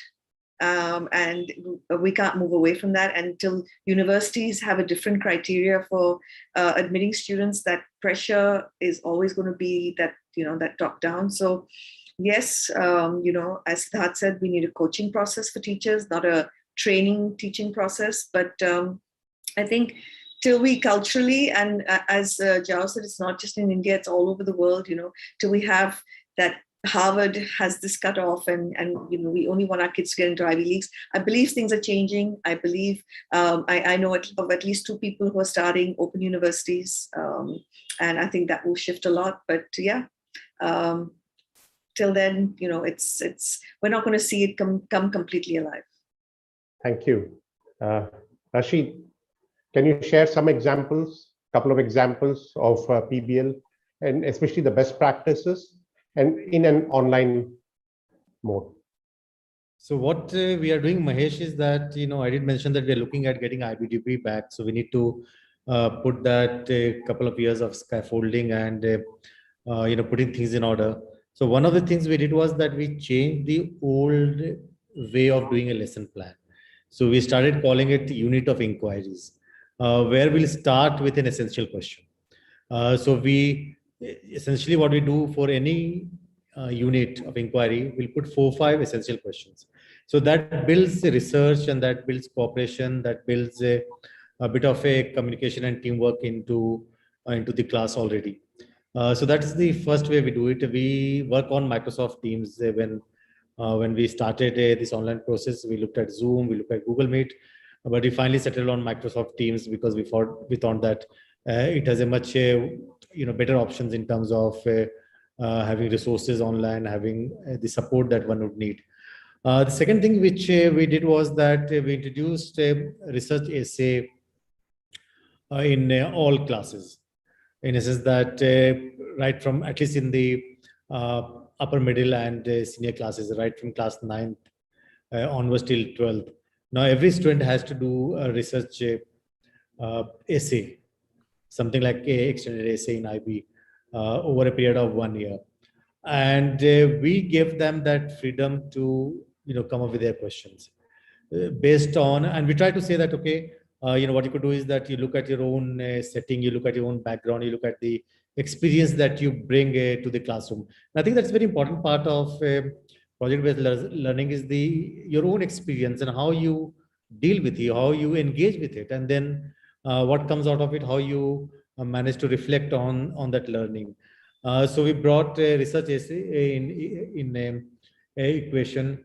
We looked at another opportunity that we had is what we call the choice board, where we looked at students, taking obviously owners of their own learning, but also they have the freedom to showcase how they want their learning to be presented in front of the classroom. So on an online model, of course, you have a less way of doing it. But the key here is, of course, that student may get very bored in online model because they're already there all the time. So you have to balance it out with a bit of online and offline, what resources they have, and then ask them to keep engaging, and you keep facilitating as an educator what they're supposed to deal with. So these are some of the things that we have started, and hopefully. Thank you. Thanks, everyone. It was very interesting. We'll quickly take some audience questions. I will start with one. For early years, the best way is to do inquiry through play. I will leave it at that. My next question to the panelists is some examples of PBL in physical education, and somebody has said about mathematics. I leave it to the panelists. They can take it up. Who wants to go? Lina, Siddharth? So basically, okay, so I'll take the kindergarten one. Because just before I left, before I sold Kangaroo Kids and left the organization, we actually set up KK 2.0 as a curriculum where everything was about kids constructing their own knowledge. So if you're exploring a concept like sink and float, you just give kids a whole lot of objects, give them a bucket and some water, and they actually come up with a hypothesis themselves. They do the testing themselves, and they come up with the conclusions because they go through the process of discussion as to what sinks and what floats and what makes something sink and what makes something float. So that whole process of discussion, of experimentation, of active engagement, of actually constructing their own learning takes place. So that's one example I can give of how it can work in a kindergarten class. Anybody for mathematics? Siddharth, you want to go for it? Yeah, so maybe leaving the students with a trigger sort of a video or an image wherein there's a child who's poor and is on the streets, and just asking children that what do you see here, and from there if project around money could be built up, and a whole concept of money could be actually taught from there. From there, the teacher could also drive something around cost price, selling price, profit, and all of that as well. So that could be something with mathematics. Something with physical education, although I haven't tried it out, but something that comes to my mind is leaving a trigger about an Olympian who just did not reach the podium, and asking how he or she felt there, and maybe starting the conversation from there. Maybe Joao could elaborate that. No, I actually have experienced something similar to the example you gave previously, but like just showing an image of someone suffering from obesity or something, and then asking them to build a plan on how this person could go through that problem and have a more healthy life. That will make them make a whole plan where they have to study important physical education subjects. Another example that I already saw would be building an actual entrepreneurial project, a business plan around something related to physical education, like a gym or a cricket training center for poor children or and so on. So different ways there. I think there are many different ways with problem-solving problems, entrepreneurship projects, simpler research projects about topics related to physical education. I'm actually graduated in physical education, so I know the area well. What if we just ask kids COVID and maths, and and go find the starting problem or the starting idea yourself, by just telling you maths and COVID, these are the two. Maybe just build a city with geometry, have a city built out of geometry. I think that's a great PBL project as well. Yes. And with that, I would like to thank all our panelists and the audience for being patient. And I think we are on time. I will just give one last experience. When I used to teach entrepreneurship in Singapore Polytechnic, we used to have a VC fair, okay, a venture capitalist fair, which was enjoyed. It was tough and demanding on the students, but the general experience was that they used to enjoy it. Thank you so much, all of you, and over to Vikram. Thank you, Mahesh sir. This was such a lovely session. I mean, okay, I'm sounding like a broken record every time I'm saying this shouldn't have ended. I was enjoying so much listening, and I could read all the comments in the chat. Our audience is enjoying, they're learning so much. It is something, how the session was happening, or let me comment as an outsider. So it sounded like that you all are talking to each other and you're also complimenting each other. So for example, when Rashid sir said the training of teachers is important, Siddharth ji said learner at heart. The training of teacher is important. If you are a learner at heart, you are already in the process of training, and that is the perfect or the only way of training that can happen. Similarly, he also mentioned about co-creating the curriculum or the entire idea of project. There can be no standardization. Lina ma'am has already given us such beautiful example in form of kangaroo kids and all that are already running. I have had the opportunity to interact with Billabong and kangaroo kids in different cities. I've interacted with students, with teachers, and I know how the school actually works. In fact, I have been doing Heritage Olympiad for the last few years now, and we started with Billabong Kanpur. So the idea that students come with, the concepts the students come with, that shows that the whole route from where it is being nourished, from where it is started. When she said there should be more autonomy to teachers and students, I could see that there are many schools in India which have, those schools have actually implemented that. And that's the whole secret behind this project-based learning approach. Instead of just giving them a project or an activity. So idea, yes, it cannot be standardized. In last session, the previous week session also, I mentioned this. In fact, I do it in every session. I use this very interesting statement that you cannot teach about snowfall in Kerala and you cannot teach about air conditioners in Ladakh. I mean, how do you go to a Kerala student and tell him that what is your refrigerator actually falls from sky? To a younger kid, it's very difficult to teach. You can only tell him. You cannot make him experience. And a child who is in Ladakh, who's living in -25 degree temperature, you go and tell him that we will install an air, there is something called an air conditioner. A class 4 kid will be like, air conditioner, we are in -25, we can talk about heaters, but air conditioner, he will not understand the requirement. So the problem has to be localized. The content has to be localized.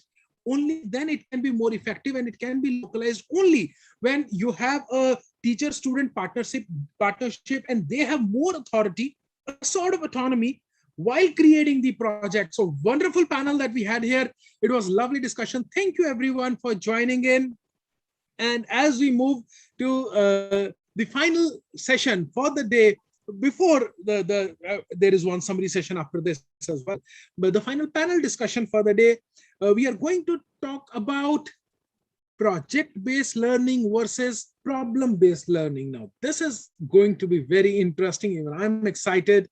I'll get up for this. And who better than Dr. Neeta Bali, the Director Principal of GD Goenka World School, Gurugram, to moderate such a wonderful panel. Neeta ma'am, over to you. Thank you so much, Vikram. It's so interesting to listen to you. And there's so much vitality about you. That's almost contagious. So I am so looking forward to having you interact with the children of my school. I'm really so looking forward. I'm sure it'll be a great experience.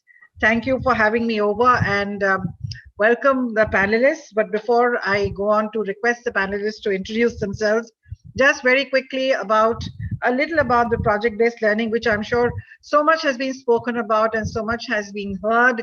And of course, with such erudite, learned panelists who have spoken about project-based learning. But nevertheless, very quickly, perhaps to sum up both very succinct in a very, very short, concise form, project-based learning, a student-centered pedagogy that is very dynamic and involves a classroom approach where students are encouraged to explore the real-world challenges. Active learning, inquiry-based learning, no rote memorization, knowing and doing, and focus is the student. Problem-based learning, that not too many of us speak about, but problem-based learning, another very, very interesting form of learning. The process involves acquiring an understanding of knowledge with a certain depth, and skills are cultivated in the context. Children are given an unfamiliar situation, and that they're asked to delve into that unfamiliar situation, resolve the problem, and apply solutions to that problem, relate that new information to their prior information, structure new ideas, and then reevaluate the problems. So both seem very, very interesting. Both are very dynamic.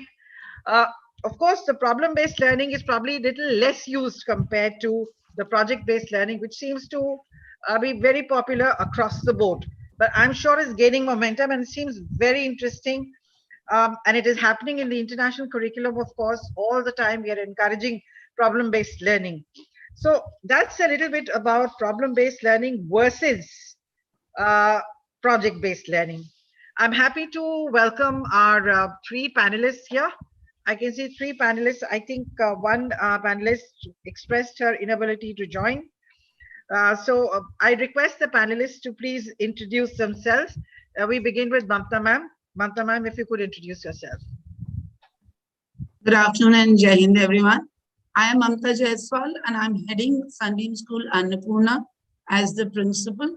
The school is actually a core branch of a big group, the Sunbeam Group of Educational Institutions in Varanasi. Thank you. Thank you so much. Thank you. You're most welcome here. Thank you. Let me go on to the next panelist, Diya ma'am. So good afternoon, everyone. I am Diya Badgel, and I'm the principal of Birla Open Minds International School, Lucknow. Welcome, Diya ma'am. And finally, we have Mrs. Pratima Sinha. Pratima ji, if you could introduce yourself. Yeah, thank you. Good afternoon, everybody. I'm Mrs. Pratima Sinha, CEO of TSR Educational Society, Hyderabad. We have 6 preschools and a K-12 school under our umbrella. And I think we are running the preschools pretty well, even though during the pandemic time. So thank you so much. It must be very challenging though. Yes, but, definitely. I'm sure it's challenging, but with all of you being seasoned educators, I'm sure you're doing a great job. So let's get on with the business of our discussion, so to say.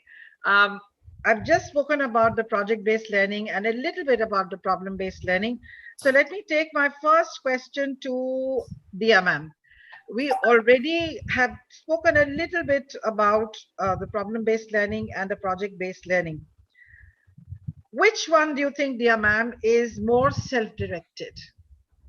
Which one of the two?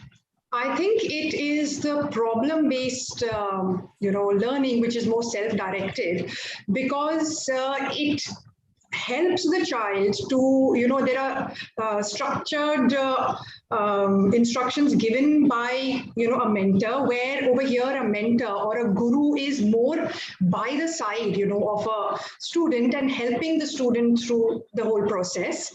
So it is not only about being able to do it on your own, having your self-discipline, but also to regulate and how to regulate your timing. So it's all about time management. It is all about how you want to, how you can overcome any of the problems. So you have a guide who is helping you throughout, and that's how it becomes more oriented.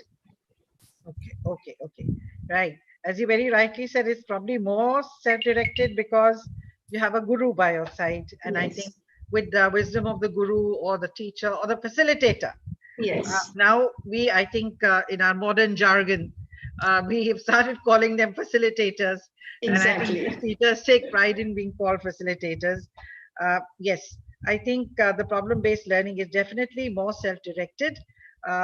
Even though you may have the support of a facilitator, generally it is more self-directed because there is a lot of work identifying the problem could be done with the help of the guru maybe, or the teacher or the facilitator, but delving into the nuances of the problem, I think generally is done by a lot of children by themselves. So in that sense, perhaps it is a little more self-directed. You're absolutely right when you said that guru, of course, is able to bolster and support the learning. But a lot of it happens, I think, between identifying a problem and then finding, the solutions. A lot of work is done by the children, and teachers are generally facilitators, which is really so. Now, let me go on to Pratima ma'am. Pratima ma'am, what do you think is the intrinsic difference between the two? For me, not much of a difference, because I think they are very intertwined between themselves. I can start a project-based learning which can lead on to problem-based. Supposing if I give an example, I want to, I want children to research and find out about the climatic conditions of the country. Slowly, once they've found out the climatic conditions, they've done their research, finding out, and then based on that, I can actually give them problem. So both are very, very closely knitted. Only thing is, in problem-based learning, the ending is you have to find solutions. So it's not just one solution. In fact, we should encourage children to find just not one solution, but at least 4 or 5 solutions. Supposing this solution doesn't work, then what about another solution? So, and for that, I need to give them the feedback. They need to find out whether this solution works and the feedback related to that, and then go on to the next solution. So that is the main difference. In problem solving, also they are talking about, they analyze the whole problem, they synthesize it, then come with a solution. So it's a very, this way it is very different in the way they work around it. But basically when we talk about how it is used in instructional pedagogy, it remains the same. Very rightly said. I think when you said that they are intertwined, it pretty much depends on the facilitator. Some facilitators probably want to keep them apart, but perhaps those who are willing to experiment a little more may intertwine the two. Dr. Neeta, I'd like to add on. See, in my research project, if I'm just giving students that, research about the animals which are found in so-and-so, jungle, that remains as that. But if I want to take it on further, if you want to move on further, the learning process is going on. So I cannot just stop it there. I need to take it further. So actually, I should start with research and then go to the problem solving. So that right. is how the process I think the project can be the research, and then the further extrapolation can be the problem solving. Yeah, and so the child researches, finds out, he has all the data in front of him, and then the problem should be given to the child. Yes, so that's how the process is. Yes, that is, I think you put it so well, that both are absolutely so intertwined. One leads to the other, and one should lead to the other. Why not? I think the learning should be so designed that it should come to a culmination and also reflection. Would you agree that it should also come to a reflection? What has been the outcome of my learning? After you come to a conclusion, probably also add up one more component, which is reflection. And for me, problem solving is much more important in today's scenario, because every day we are seeing teachers who are facing small challenges, and they're not able to take on the pressures of those challenges. So we need to actually make our children become independent and critical thinkers. So I personally feel problem solving is a better way of giving them that kind of independence to stand on their own feet, face the challenges. Absolutely. Let me go to Mamta ma'am, and my trigger for the next question is probably what you just ended with. So Mamta ma'am, what do you think are the skills learners can cultivate with problem-based learning? As ma'am said, she spoke about problem solving skills. What are some of the other skills that learners can cultivate with problem-based learning? Yeah, I think the skills that ma'am has already mentioned is, of course, the critical thinking skills and problem solving. These are two very important. And of course, creative thinking is also very important, which comes into the entire gamut of problem solving and project-based learning. Mm-hmm. Right. So if I may add to it, it's also like all about collaborative learning, where you're working together as a team. And it's also about learning to deal with challenges and, how to be able to solve as you go. So different kind of challenges might come up. So there you are working in collaboration and taking everyone else's perspective. And it's also where, you have to do a lot of strategic planning. What kind of strategy will actually apply to a certain situation or a certain problem. So all these things together, so that's where all the critical thinking happens. But along with this, and then, as I said earlier, time management, because it's more focused towards, what goal you want. So all these things, and also about, making prioritizing. So knowing of how to, get to your goals. So these are a lot of skills which a child learns while doing this. Dr. Neeta, I would also like to add on with the skills is, being street smart. When we talk about problem solving, today we know the world is about being street smart and also quick wit. I mean, quick thinking, out of the box thinking, how to solve this problem, how to go about, these are the skills that we need to really develop in our students.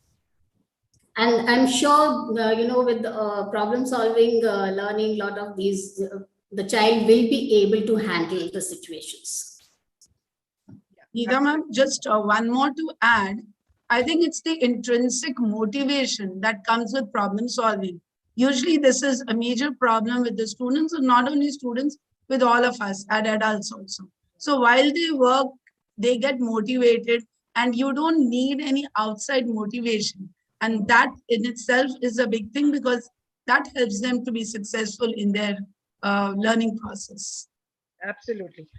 So beautifully expressed, all of you. we are talking about all these skills, and I think, they are all put under the category of 21st century skills, which sounds a little cliche to me, because every time I speak, I always say that these are not just 21st century skills. These are perennial skills, skills that have existed for centuries. These are, I'm sure Vikramjit agrees with it. As a historian, I'm sure he more than agrees that these are perennial skills that have existed for years. People have used strategic planning in the time of the Mahabharata. People have collaborated. People have learned critical thinking skills, taking the right decisions at the right time. And of course, we are talking about time management and intrinsic motivation. So these are not skills that are peculiar to, or these are not skills that are surfaced, let us say, in 21st century, or are required only for people who belong to the 21st century. I think right across the board through the centuries, these are skills that have helped. They are survival skills, if I may just put it that way. They really are survival skills today.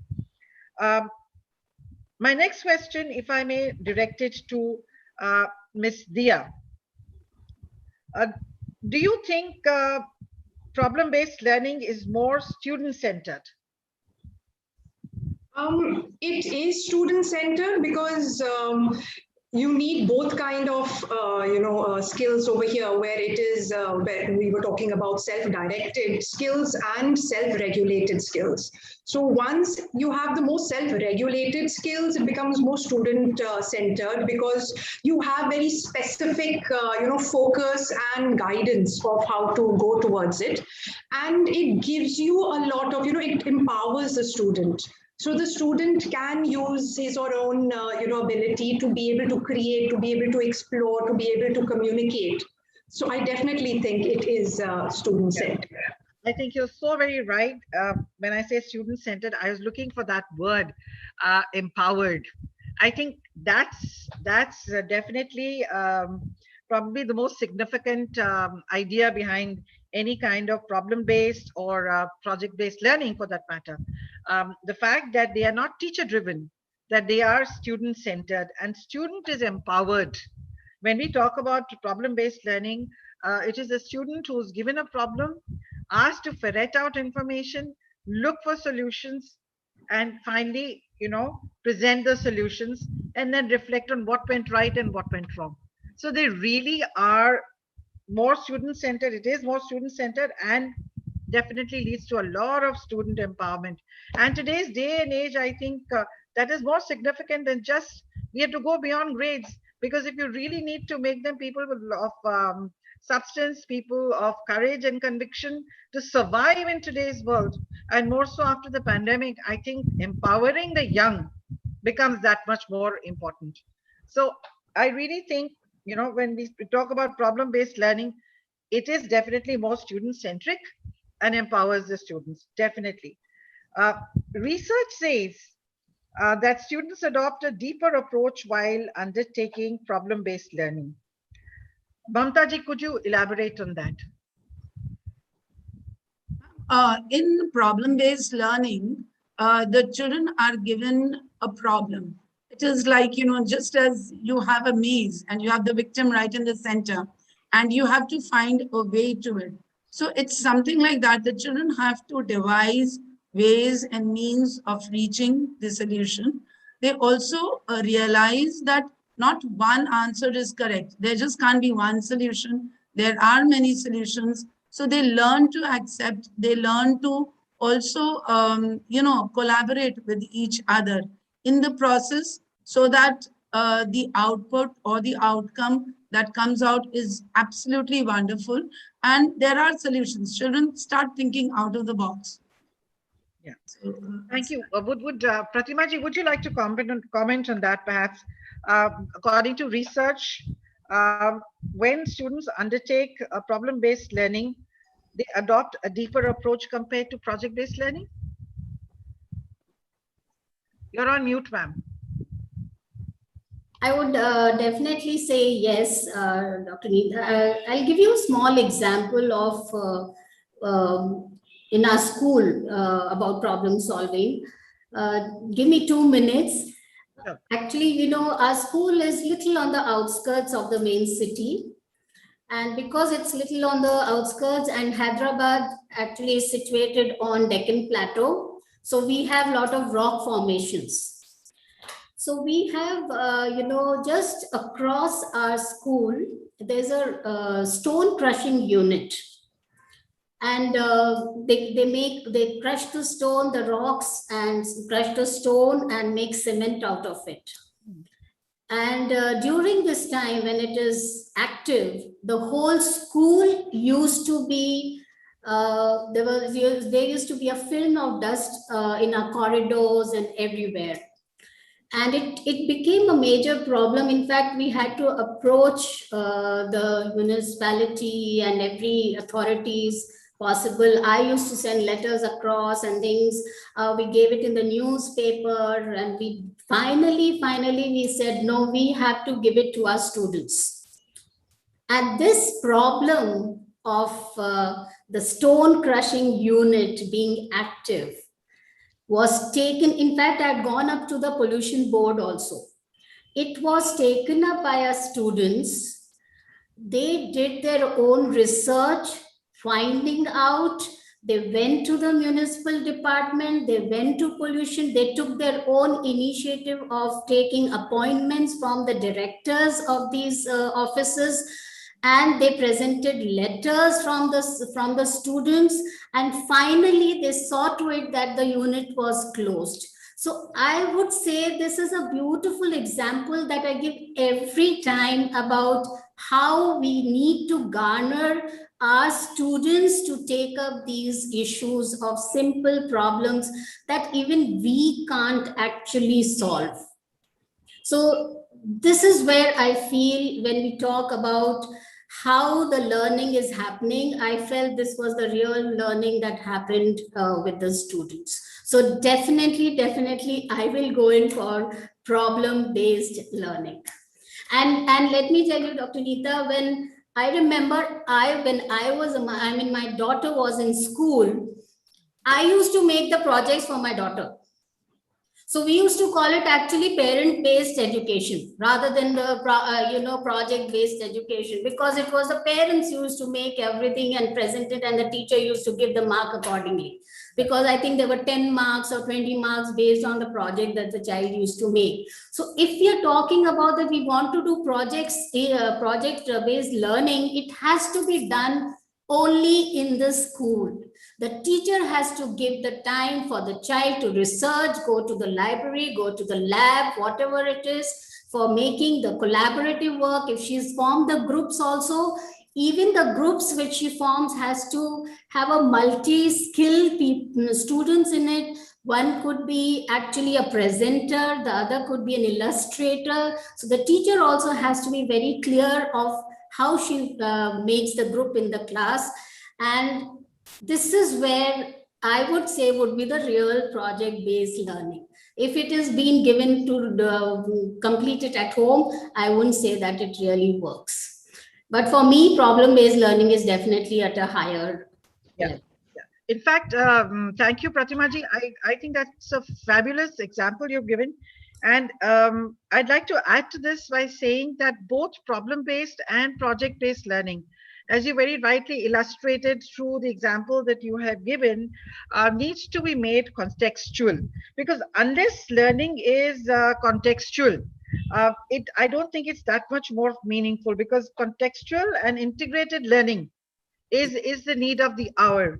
Rather than learning as a standalone, concept, I think we need to have this kind of contextual integrated learning, because it helps the children to relate real life problems with their learning.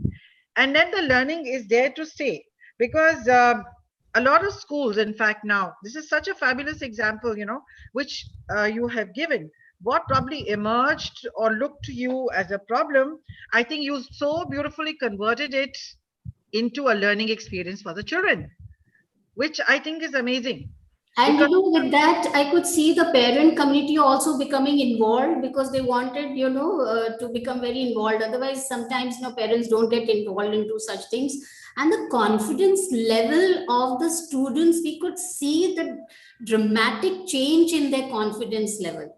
Absolutely. So that was what, is expected. And as I said, we add one more dimension to this, contextual learning, a system which provides complete knowledge, a very well integrated knowledge about the environment, the mental, emotional, technological, cultural, social benefits of a situation or a problem or a project. So I think it's very constructive learning, and it's a learning that's going to last. Now, this experience probably, each child who has been involved in this learning experience is not likely to forget it in a hurry, because this is something that will stay with them for life. And of course, you've made it so meaningful. And understanding teaching and learning in a context, I think also is very important. Learning on methods based on home, communities, and work sites, like you said. It makes that much more difference, to project-based or problem-based learning. And allows the children also to control their own learning process with a little assistance, and is there to stay, because such experiences will leave indelible impressions on the minds of the students. So I think that was a beautiful example you gave. Going on next to maybe any one of the others, Diya maybe. Diya, how do you think project-based learning works best in your view? How does it work best? I'm not talking about how does it work, but how does it work best? Because I'm sure you must have, I'm sure every school has tried it. How does it work best? Yeah. It works best when the students really understand and feel for it. When you really give them a concept, you tell them and you tell them to go and research and see what they can do about it. When they are deeply connected with it. So, like the example what Pratima ma'am had just shared. So we did a similar thing, and that would kind of answer this question. Is when it was World Environment Day. So we wanted to, let the children know what can they do. We are celebrating World Environment Day, but what is it that they can do? And each child, no matter, he or she is like 3-year-old or a 18-year-old, can do something towards the environment. So firstly, this was the project that they were given. And each one was, thinking of ways in which they can, do something for the environment. And after them coming up with all the solutions, it was, so much of brainstorming. It was so interactive, though we had it at different levels. And at the end of it, we did a very simple activity, which was making paper bags. And I think all of us, when we were young in school, we would have made, that paper bag out of old newspaper.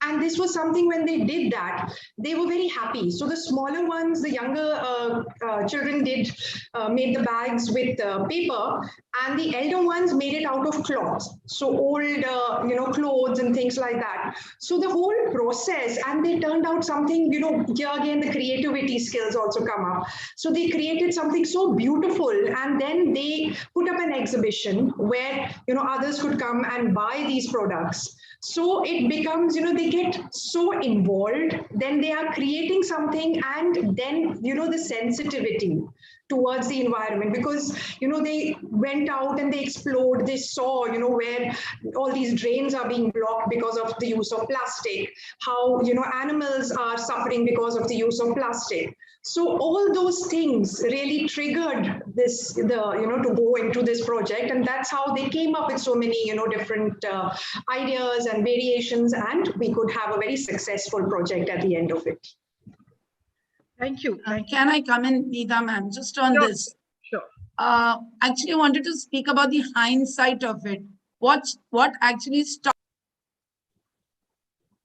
You're on mute, ma'am. You're on mute. Sorry. I feel two major important factors that stop, the projects to be successful is, one is the time factor, because it does take a lot of time, and schools don't have time as usual. And the other is the limitation of the curriculum. So if the curriculum is designed in such a way that it gives space to project, in that case, the projects can work wonderfully. Yeah. In fact, now with NEP coming up with that we need to encourage multidisciplinary skills in the students and all. I'm sure, Mamta, you will get a lot of time. Yes, we do look forward to implementing it because there is a lot of scope for changes now. Yes. My next question was just that. Somebody in the audience asked a question. What are the limitations of PBL? Let's talk about one limitation of PBL, project-based learning, and one limitation of problem-based learning. So one each from, let's say, one each from each of you. So let's start with Pratima, ma'am. Would you like to go first with that? Yeah, I've already spoken about the limitation which I felt of project-based learning. That if it is given at home, it makes no sense. The child needs to do it, and the child, because it's the child research, the finding out, the planning, everything is. When we are talking about student-centered, I mean, the objective of that project is that the child should learn something out of it. So don't allow it to deteriorate into parent-based learning. Yes. So it's the parent learning and the child not learning anything. It doesn't make sense to me at all. So that is one factor. So maybe, as Mamta said, time is a factor, time limitations. And problem-based is actually we need to start with simple problems at first and then go to complex problems. But I wouldn't say there's any limitation if we really want to do it. Because a simple problem to be solved, maybe, about how much of electricity the school is using or something like that, which they can find out and talk about it and solve it. And then go to the complex problems, and it will be really good. Thank you. Yeah. So well said. Now, maybe Mamta, ma'am, if very quickly we can hear from you. One limitation each. Ma'am, one limitation of problem solving, I feel, though it is actually recommended, but especially in the junior school, children will not get so connected with the problems. And even if all these subjects were going to implement the problem-based learning, I'm sure the children will not look forward to, because too many problems around them. So that is one disadvantage. And of course, in project-based, the focus is more on the end product, and wherein the parents have to come in, because they have to create and present something. And whereas in the problem-based, it is not so. Mamta, can I change your perspective here a little bit? Yes, definitely. So it's about, when you say that in junior school, we cannot, it's difficult. See, when we talk every day, every time, World Environment Day or whatever it is, we talk to the children that, cutting of trees is very, it's not good, and this is how it's going to change the climate, and this is how it is. So we are actually telling them that this is not good, but we are not trying to give them a solution for it. Yeah. Right? So that is where these simple things, if you make them as, how can we recreate? How can we not, if we save paper, what will happen? So these are small examples which can be actually you can start in the primary and then take it forward. So it's not that, these days children are very smart and they know what is happening around them, and they need to find out more about it. So across the classes, I think we can actually do it. Diya, I have a question for you. In project-based learning, one more thing to this, that I think one of the drawbacks is if we have a good teacher and a teacher who can give very clear instructions, because the instructions also have to be very tailor-made according to the ability of the child and also to the age of the child. So because as we know, each child has, is different. And, when we talk of multiple intelligence, we talk of, having a child's potential. So there the teacher has to be like the guide and helping out the children. So if the teacher is not very clear with the instructions, is not able to, help the child at those very, very small problems, while the child is trying to get to the, completing the project, whether it is a problem related thing or a project-based one. So I think that is one very essential thing where we really have to train our teachers and, empower them to be able to deal with all these things. So whether it's time management, whether it is decision making, because there also a child might be confused. And the child needs to understand that, okay, A can also be correct, B can also be correct. These are different perspectives. So, someone really has to be able to make the children understand all of this. Yeah, I'd like to add to that. In fact, with the younger children, definitely the intervention of the facilitator or the teacher is very important. And there have to be some essential agreements about giving everyone in a cohort of students that are working on a problem or a project, either of the two. The cohort that is working, essential agreement saying that everyone must get their fair share of say. You shouldn't be that the more aggressive students should get noticed more than the ones who are quieter, simply because they're not speaking up. That's one. However, I feel, and this is, I want to share, just as Pratima ji shared about one of our projects, our children are also working on a project with an international organization that I'm a part of and I'm an advisor to, called GCEI. Now, these are the older children. These are grades 9 upwards, the IGCSE, the ASNA levels, and the IB kids.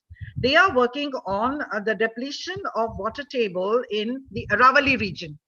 And they are working with students from 5 continents. So it's all happening online. But let me tell you, with the older children, in fact, the problem is mooted. The problem, we have discussed a problem because everyone's talking about water. So conservation of water. So these children chose their own problem.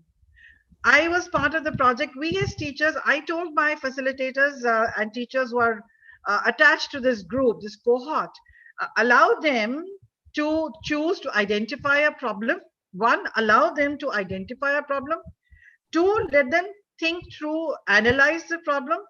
Let them evolve a method of presentation. So they made a beautiful infographic, which they presented internationally and explained the problem beautifully. They were very articulate in presenting. 4, I said, let's only tell them that this project is inclusive in nature. So you are communicating not just with children from some very elite schools. There are children from some government schools. There are children from Tanzania who may not understand a lot of jargon that you may use. They may not be able to log in on time. So have the patience. So we just told them that, that is the only thing we told them, that make sure that the project is inclusive, that everybody should listen to what you have to say and have the patience to stay put till everybody has heard you out, even if it takes slightly longer. So, with the older children, I think it really varies from the age group to age group. The younger children will need that kind of directed learning. But I think with the older children, they should be allowed the freedom and the wherewithal to be able to evolve, to identify a problem, to think it through, and then evolve their own solutions. And it really works well. I mean, I was so proud of them when they presented with their infographic. We never bothered to assist them. But the manner in which they thought it through and took turns presenting their infographic and speaking about it was absolutely brilliant, right? Because a lot of brainstorming went into it. But you're so right, with the younger children, yes, they need a little direction. Yes, they need a little direction because they may not be able to do it all by themselves sometimes. But as far as possible, even with very young children, let me give you yet another example. I'm sorry, I'm eating into everyone's time, but I can't resist. Just give me 2 more minutes. You have something called a 3-way conference in PYP. Those who are in international schools will know about PYP, a 3-way conference, where children present their own work without the intervention of the facilitator. The facilitator is only there because to give moral support to the kid. But the conversation essentially happens between the kid and the parents, right? So when you really allow children to speak up and articulate their ideas, I think they do it brilliantly. And when you're non-judgmental, when they know nobody's judging them, nobody's grading them, when you're completely non-judgmental, I think that's where true learning really happens. Thank you for being so patient. True, Dr. Neeta. And this also led me to, remember that when you talk about Ivy schools, student-led conferences that they do, it's a wonderful concept where the child is, talking about his learning to his parent directly. The teacher is not at all involved in it. So that's actually what we call it as true learning. And I'll agree with Diya when she says that if we want problem-based projects learning or research-based learning to happen in our school in a positive manner and should reach the learning objective, the teachers have to be trained accordingly. That's very true. Our teachers have to be exposed and to be trained accordingly so that they can handle these situations well. Absolutely. We'll just close this very quickly, but before we close, one last clincher from each of you. We'll start with Mamta ji. So if you can, one last clincher or last closing statement that you'd like to give, Mamta ji. My closing statement would be that I definitely want both these approaches to be implemented in schools. We are still far, far away from these approaches. In most of the schools, it is not implemented. And we are still continuing with the traditional method. And if we are to talk about the 21st century skills, it is not easy to develop in the traditional style. So the time has come, like Mr. Joao in the previous session said, that we are not going to wait for the next century. It is already knocking at our doors, and we need to speed up our process and awareness and implement it as soon as possible. Or maybe we'll just create a door where there is none. Yeah. Yeah, true. Diya, your closing statement, please. So I really feel both of them are two sides of the same coin, and they both need to be implemented in our daily curriculum. And that's how all the 21st century skills can actually be, we can have that with our children. So both are equally important, and we really need to take out time and put this in our curriculum, and it's definitely going to make things very easy, because this is all about lifelong learners. Thank you. Pratima ji, your closing statement, please. I think what Mamta and Diya have spoken, I mean, it's very, very clear that yes, student-based learning, student-directed learning, child lifelong learning, these are the important aspects that we need to keep in mind when we move further as educationists. We have to always think of the future, what next, and we have to always experiment and go about with new strategies and new ways of reaching the learning objective and the teaching objective of what we have started with. So with that note, thank you so much, Dr. Neeta Bali. It was a wonderful session. Thank you so much. In fact, all of you spoke about different things and different perspectives. Thank you for bringing together all these perspectives so beautifully. Mamta, Diya, and Pratima ji. I think this session had wonderful takeaways. We spoke about two different ways of enriching learning. But high time we give up the chalk and talk and we shift to this, particularly in such turbulent and uncertain times. I think there may be a lot of scope for both problem-based and project-based learning, because children are not attending the actual physical school. Majority of them are not doing that. So this may be a great form of assessment as well. This may be a great form of assessment, giving children a problem, asking them to, dividing them into cohorts, or giving them projects, putting them into groups and cohorts and heterogeneous cohorts, and asking them to work on these projects or on these problems, and then bringing them to the table and then giving them a feedback or assessing them. So yeah, and actually, Dr. Neeta, they can self-assess themselves also. Yes. Yes. And also peer assessment. So the assessment part is also kind of done. So much scope, when you come to these, what shall I say, to these webinars, so to say, I think it makes so much sense. There's so much you take away from these, rather than giving. When you talk with one another, there's such a tremendous takeaway from these webinars. Thank you, all three of you. I quite enjoyed moderating this session. Thank you. And you were very patient listeners. When I started blabbering, you were very patient listeners too. Thank you so much. Over to Vikram. Thank you, everyone. Thank you, Neeta ma'am, for such a wonderful session. And one thing that came out from this session, which I have been listening from last 3 weeks, in every single session, and in this session also, it was quite prominent that teacher training holds the most important place in this whole discussion or whole idea or whole concept of project-based learning.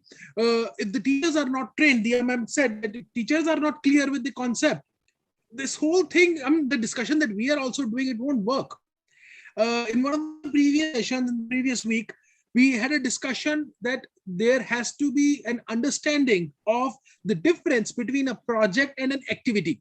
Indian schools have been focusing on activities where the teacher designs the activity, give it to the student, and then say that, okay, we are working on project-based learning. No, that's not project-based learning. That is an activity that a teacher saw off YouTube or some other channel, or maybe during some training, and now trying to bring it. Another interesting thing that we discussed in just the previous session was that training cannot be a 1 day or a 1 hour or a 2 day or a 3 day short workshop, and then you never revisit it again. The kind of concept that we are trying to discuss here is more of a evolution in our education system, which has been on for centuries now, 2 centuries, if not longer. Now, how do you change a 2-century-old practice overnight? You cannot, because the people who are responsible to change it, even they don't know what it is. So the training of these teachers is not an overnight thing. It has to, it can go on for years before they reach a level where they can say, okay, yes, this is exactly what we require. And during this process, there's a possibility that we will fail many times. We have to keep in mind, yes, we will fail, and failure is part, and that is also part of the journey of PBL. Whether it be project-based learning or problem-based learning, failure has to be counted. Oh, by the way, this is another problem that we have. We don't teach failure in our schools. We only teach success. All our communication, the way we speak, everything is like, you have to top the class, you have to top the entrance exams, you have to top this, you have to top that. Yes, that comes from the examination-based ideology. But even in other aspects, a child has to win, has to lead. What about failure? What happens if that child fails? Who is preparing him or her for that? Another important aspect, which I took, Neeta Bali mentioned me as a historian. Yes, now I am recognized as a historian, though I am a software engineer by profession. And I am one of those guys who never went to college, to a formal college. And now I'm teaching in colleges, I'm teaching into universities, I'm a teacher trainer. I have not done any formal course, but I'm self-learned. Why? How? Whole concept of PBL is so wonderful. You don't need a degree or a stamp to prove that you can do it. Anyone can do it. I'm an example sitting in front of you. When people were doing things back in historic times, I mean, when Firoz Shah Tughlaq was digging up a canal from, let's say, Ambala to Hasi, he was not doing it because he wanted to create history. He was doing it because the people of Hasi and Hisar did not have water. Or when the fort of Golconda was being built, or maybe when Abakka Chota was fighting the Portuguese, or Rani Lakshmi was fighting the British, these ladies were not fighting because they wanted to have their name written in history books 500 years down the line. They were trying to save their empire or their city or their town or whatever people, they were responsible for. Today, what we look at as history was actually current affairs or political science or something else when it was happening. So whatever we are discussing right now, 10 years, 20 years down the line, maybe these discussions will be part of history books. But today we are not trying to create history. We are just trying to fix our present. So thank you, everyone. This was really wonderful session. I enjoyed a lot, and I can see again wonderful messages in chat where our audience, they are loving this conversation that we are having. And now we are at the end of this 3-week journey of project-based learning, where we are going to summarize what we did today. So I would request the 3 moderators to please be here with their cameras on and from there, we will take, I'll request Ms. Prabha Dixit to please step forward first and share the summary of the first session that she conducted. Prabha ma'am, you're here? Yes, I am here. Thank you. Ma'am, if you can take forward. Vikramjit. May I begin, or is this slide going to be? Please, ma'am, please go ahead. Sure. So can we have the presentation, please? The slide, please. Yeah, the slide is coming up, ma'am. Sure. Okay, ma'am. Okay, so I've summed up the discussions we had during the first session as these essential bullet points. The first one is that the 4 C's we're talking about: communication, collaboration, creativity, and critical thinking, the 21st century skills. These can certainly be developed in our students if there is intentional planning from the part of the teachers, and if there is a continual focus on the teaching learning practices and how that instruction is actually being taken over to students. And that was a very important point that came out first. And the second thing was that while there is a lot of talk and a lot of jargonizing of things that's happened over the past perhaps decade or so, something to definitely remember for all of us is that pedagogy continues to have the center focus. And while pedagogy continues to have the center focus, technology is a wonderful enabler that must be used to the extent possible, so that the power of technology can be harnessed for us as teachers to be able to improve our own pedagogical practices. That brings us to the next important point that was discussed, which is that the process is as important as the product. In fact, one of the panelists went on to say that in many a times, probably the process is even more important than what the ultimate end product really is. So the focus, again, when we talk of process, comes on to the process of learning, which once again means that pedagogy takes center stage. So it is about looking at how can skills be brought into mainstream pedagogical practices. So a focus on teachers intentionally planning, modeling, so that children are able to take that model and understand how they could also look at developing their skills. The use of tools like rubrics, a more focused approach on cooperative learning, on peer learning, all of this was also discussed as a part of that aspect. The next important point was that content is, of course, it is important, though one of the panelists felt that content is probably not as important as the skill. I think the overall takeaway was that content is important, of course, but the content is something that needs to provide the context. The ultimate goal and the focus needs to be on skill, because that is what leads to employability. That's what leads to something that children can take away with and use even as they move into college and into the workforce beyond. And of course, for skills to be developed, there needs to be content. So the content really becomes just the context in order to learn and develop those skills. How do we look at developing the 4 C's ultimately in the classrooms? And we spoke of 2 approaches here. One is the worm's eye approach, which is what actually happens in every classroom each day that our students are with us. So again, the focus on ensuring that there is small group work, not just keep it an entire whole class instruction. Begin with probably identifying a problem or a theme or a topic that children want to explore. And then teachers could work in collaborative teams to ensure that the different discipline requirements are brought in through that project-based learning. The other aspect of developing the 4 C's is the bird's eye approach. This is really what the leadership at the school needs to do. So how can the leadership ensure that they are constantly working on building a culture where collaboration and a very networked way of working is the emphasis? And commit to teacher professional development. Mr. Vikramjit once again said this at the end of session 3. Commit to a continual professional development program for teachers and emphasize on building transferable skills in our learners. And the last takeaway from our session was on assessments. So the focus needs to move away from a very exam-oriented, content-driven focus to something where it is more about periodic assessments through the course of learning and looking at how at every point there could be ways in which we are looking at how children are developing communication, collaborative, critical thinking, and creativity skills alongside assessing the content that they are learning as well. So that was a summary of the takeaways from our session. Thank you so much.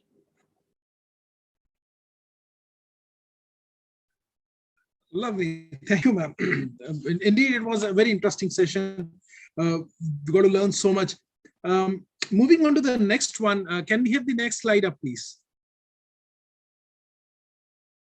So, Mr. Mahesh Balakrishnan, who moderated the second session, had to attend another meeting. That's the beauty of these online sessions. You know, we can sit anywhere and we can interact with all practically the entire world, and that's what we are doing right now. Last two sessions I did from the comfort of my home office, my study room, and now I'm sitting in a different city interacting with you. While just I have to, you know, after I wind up, I run for another session. So somewhere this online education, these online sessions also made things easy. They have their own challenges also, but on Mahesh sir's behalf, I'll summarize the session. Can I request the ScooNews team to please put up the presentation or the slide that Mahesh sir prepared before he left?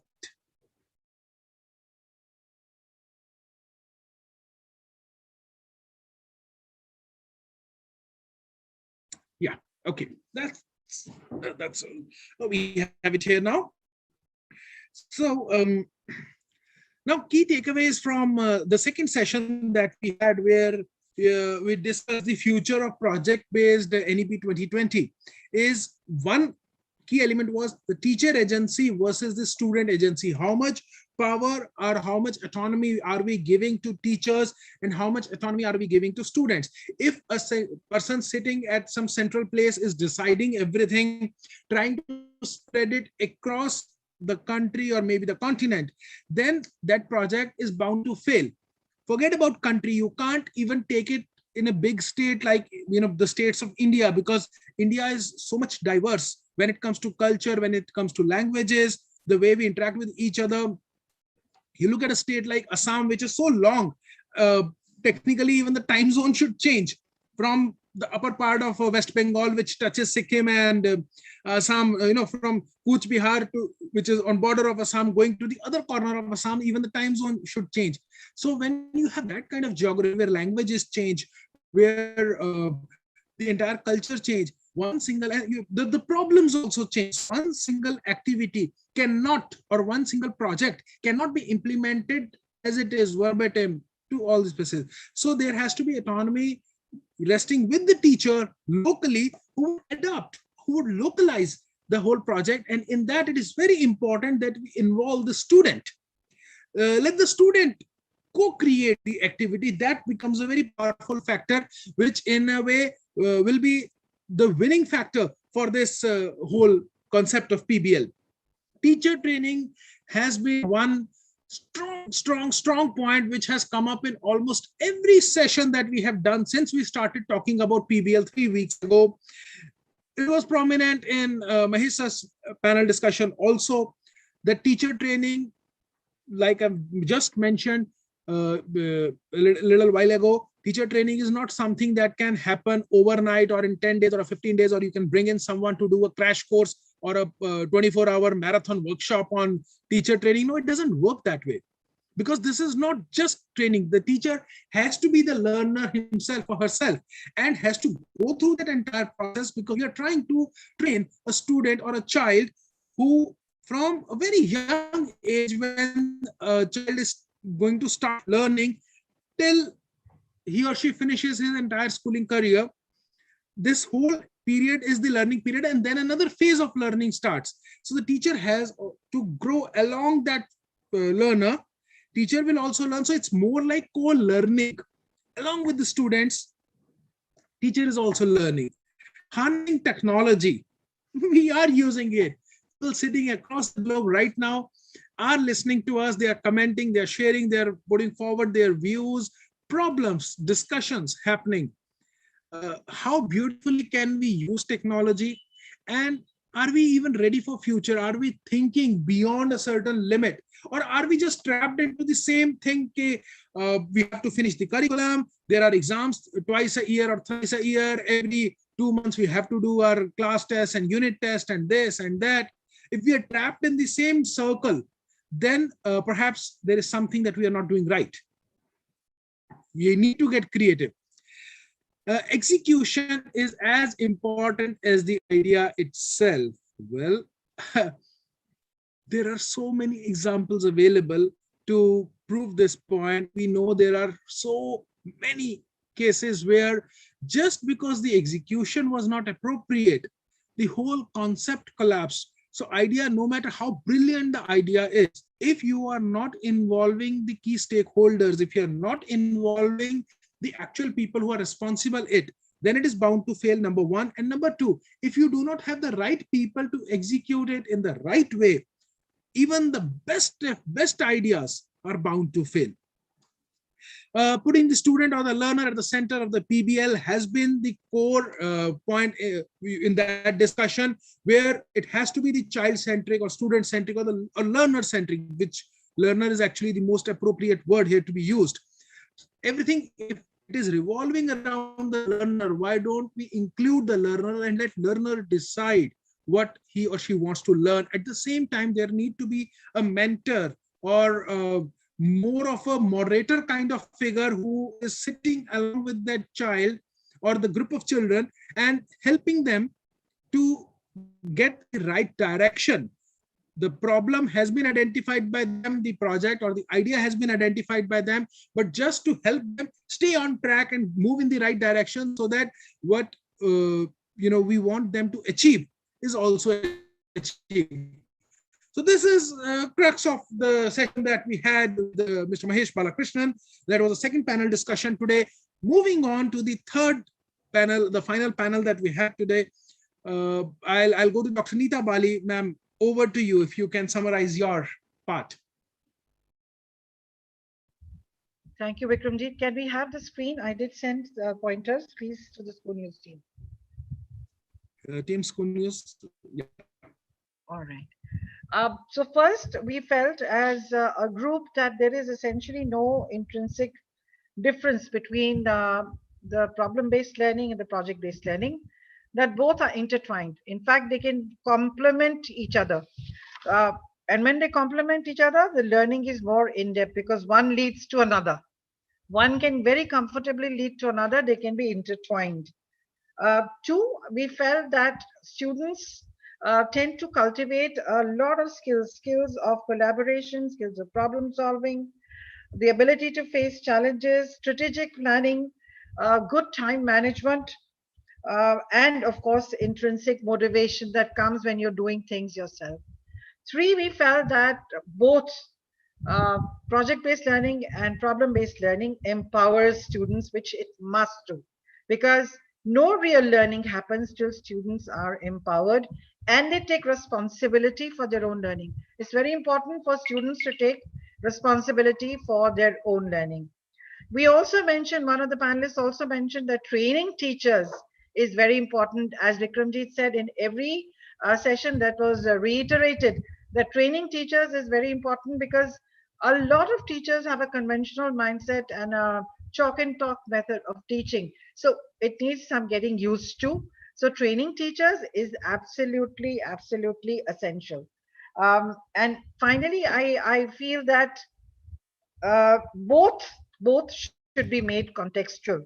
For them to be meaningful, for them to be, to leave an indelible impression on the minds of the learner, both need to be made contextual. And two instances were given of this, of making this contextual. So I really feel that making learning contextual makes it that much more interesting, and it also allows the learning to last. So these were 5 very important takeaways we felt in the session. Thank you so much, Vikramjit. Thank you, ma'am. Ladies and gentlemen, with this, we are at the end of this 3-week journey where we discussed project-based learning and we also touched upon problem-based learning. One most powerful thing that came out of all this discussion is that we need to give more power to students and to teachers, and we need to localize the content, and we need to put our teachers through a training process which is slightly longer, and we need to trust them. We need to, when we empower them, we need to empower them in a way that we know that they are not ready for this right now. They will need some time, and every human being has its own way of accepting things, grasping things. You can study the concept of multiple intelligences. One of the interesting things that I came across during my journey of learning this whole concept was in Hellenistic Greece, the education system was quite different. And when I was studying the ancient Indian education system, I studied the education system, Akshila, Nalanda, whatever information is available, the way ashrams and gurukuls operated, or even the madrasas operated in India. There was a concept of Qaida-e-Noor, which the Lahore court of Ranjit Singh started, which changed or took up the literacy rate of Punjab from, I think, 15 or 20% to 86%. That's what the British figure for 1840s, 1850s is. In Hellenistic Greece, in Takshila, Nalanda kind of universities, the education system had one common element which is spread across: the concept of liberal arts, which also is a problem-based approach, where, when you talk about the trivium of the subjects, the first part of the Hellenistic Greek liberal education system, in that they're saying that we just want to talk about logic, rhetoric, and yes, we'll give a little bit of arithmetic, just 3 subjects. So until the child is 14 or 15 years old, all he is doing is logic and rhetoric, nothing else. Today, by the time child is 15 years old, he's already preparing for GATE and NEET and whatnot. And over there, all they're saying is we'll tell you basic alphabet so you can read, and we'll give you basics of arithmetic, and then spend all your time on logic and rhetoric. And when you cross that 14 or 15 year of age, you enter the quadrivium stage. That's where we are going to talk about other subjects like music, astronomy, geometry. Over there, and when you talk about other sciences, medical sciences and all that, that also comes later. So education earlier was only so that you can build a better society. And these days we are going for education only because we need a better job. Now this whole concept needs to be changed when we talk about project-based learning. It's no longer just for job. You need to be a better human being. We need to create a better society, as well as, in parallel, we also need to work on better jobs and be ready for industry so that we can earn our bread and butter. With this, ladies and gentlemen, I would like to thank ScooNews for arranging such wonderful session. We had 9 panels last 3 weeks talking about projects-based learning in different aspects. We had wonderful panelists throwing in light, ideas, their expertise from different corners of the world. And with this, I would like to say thank you. And next week, next Friday, in EdFridays, ScooNews will be back with another interesting topic. Thank you.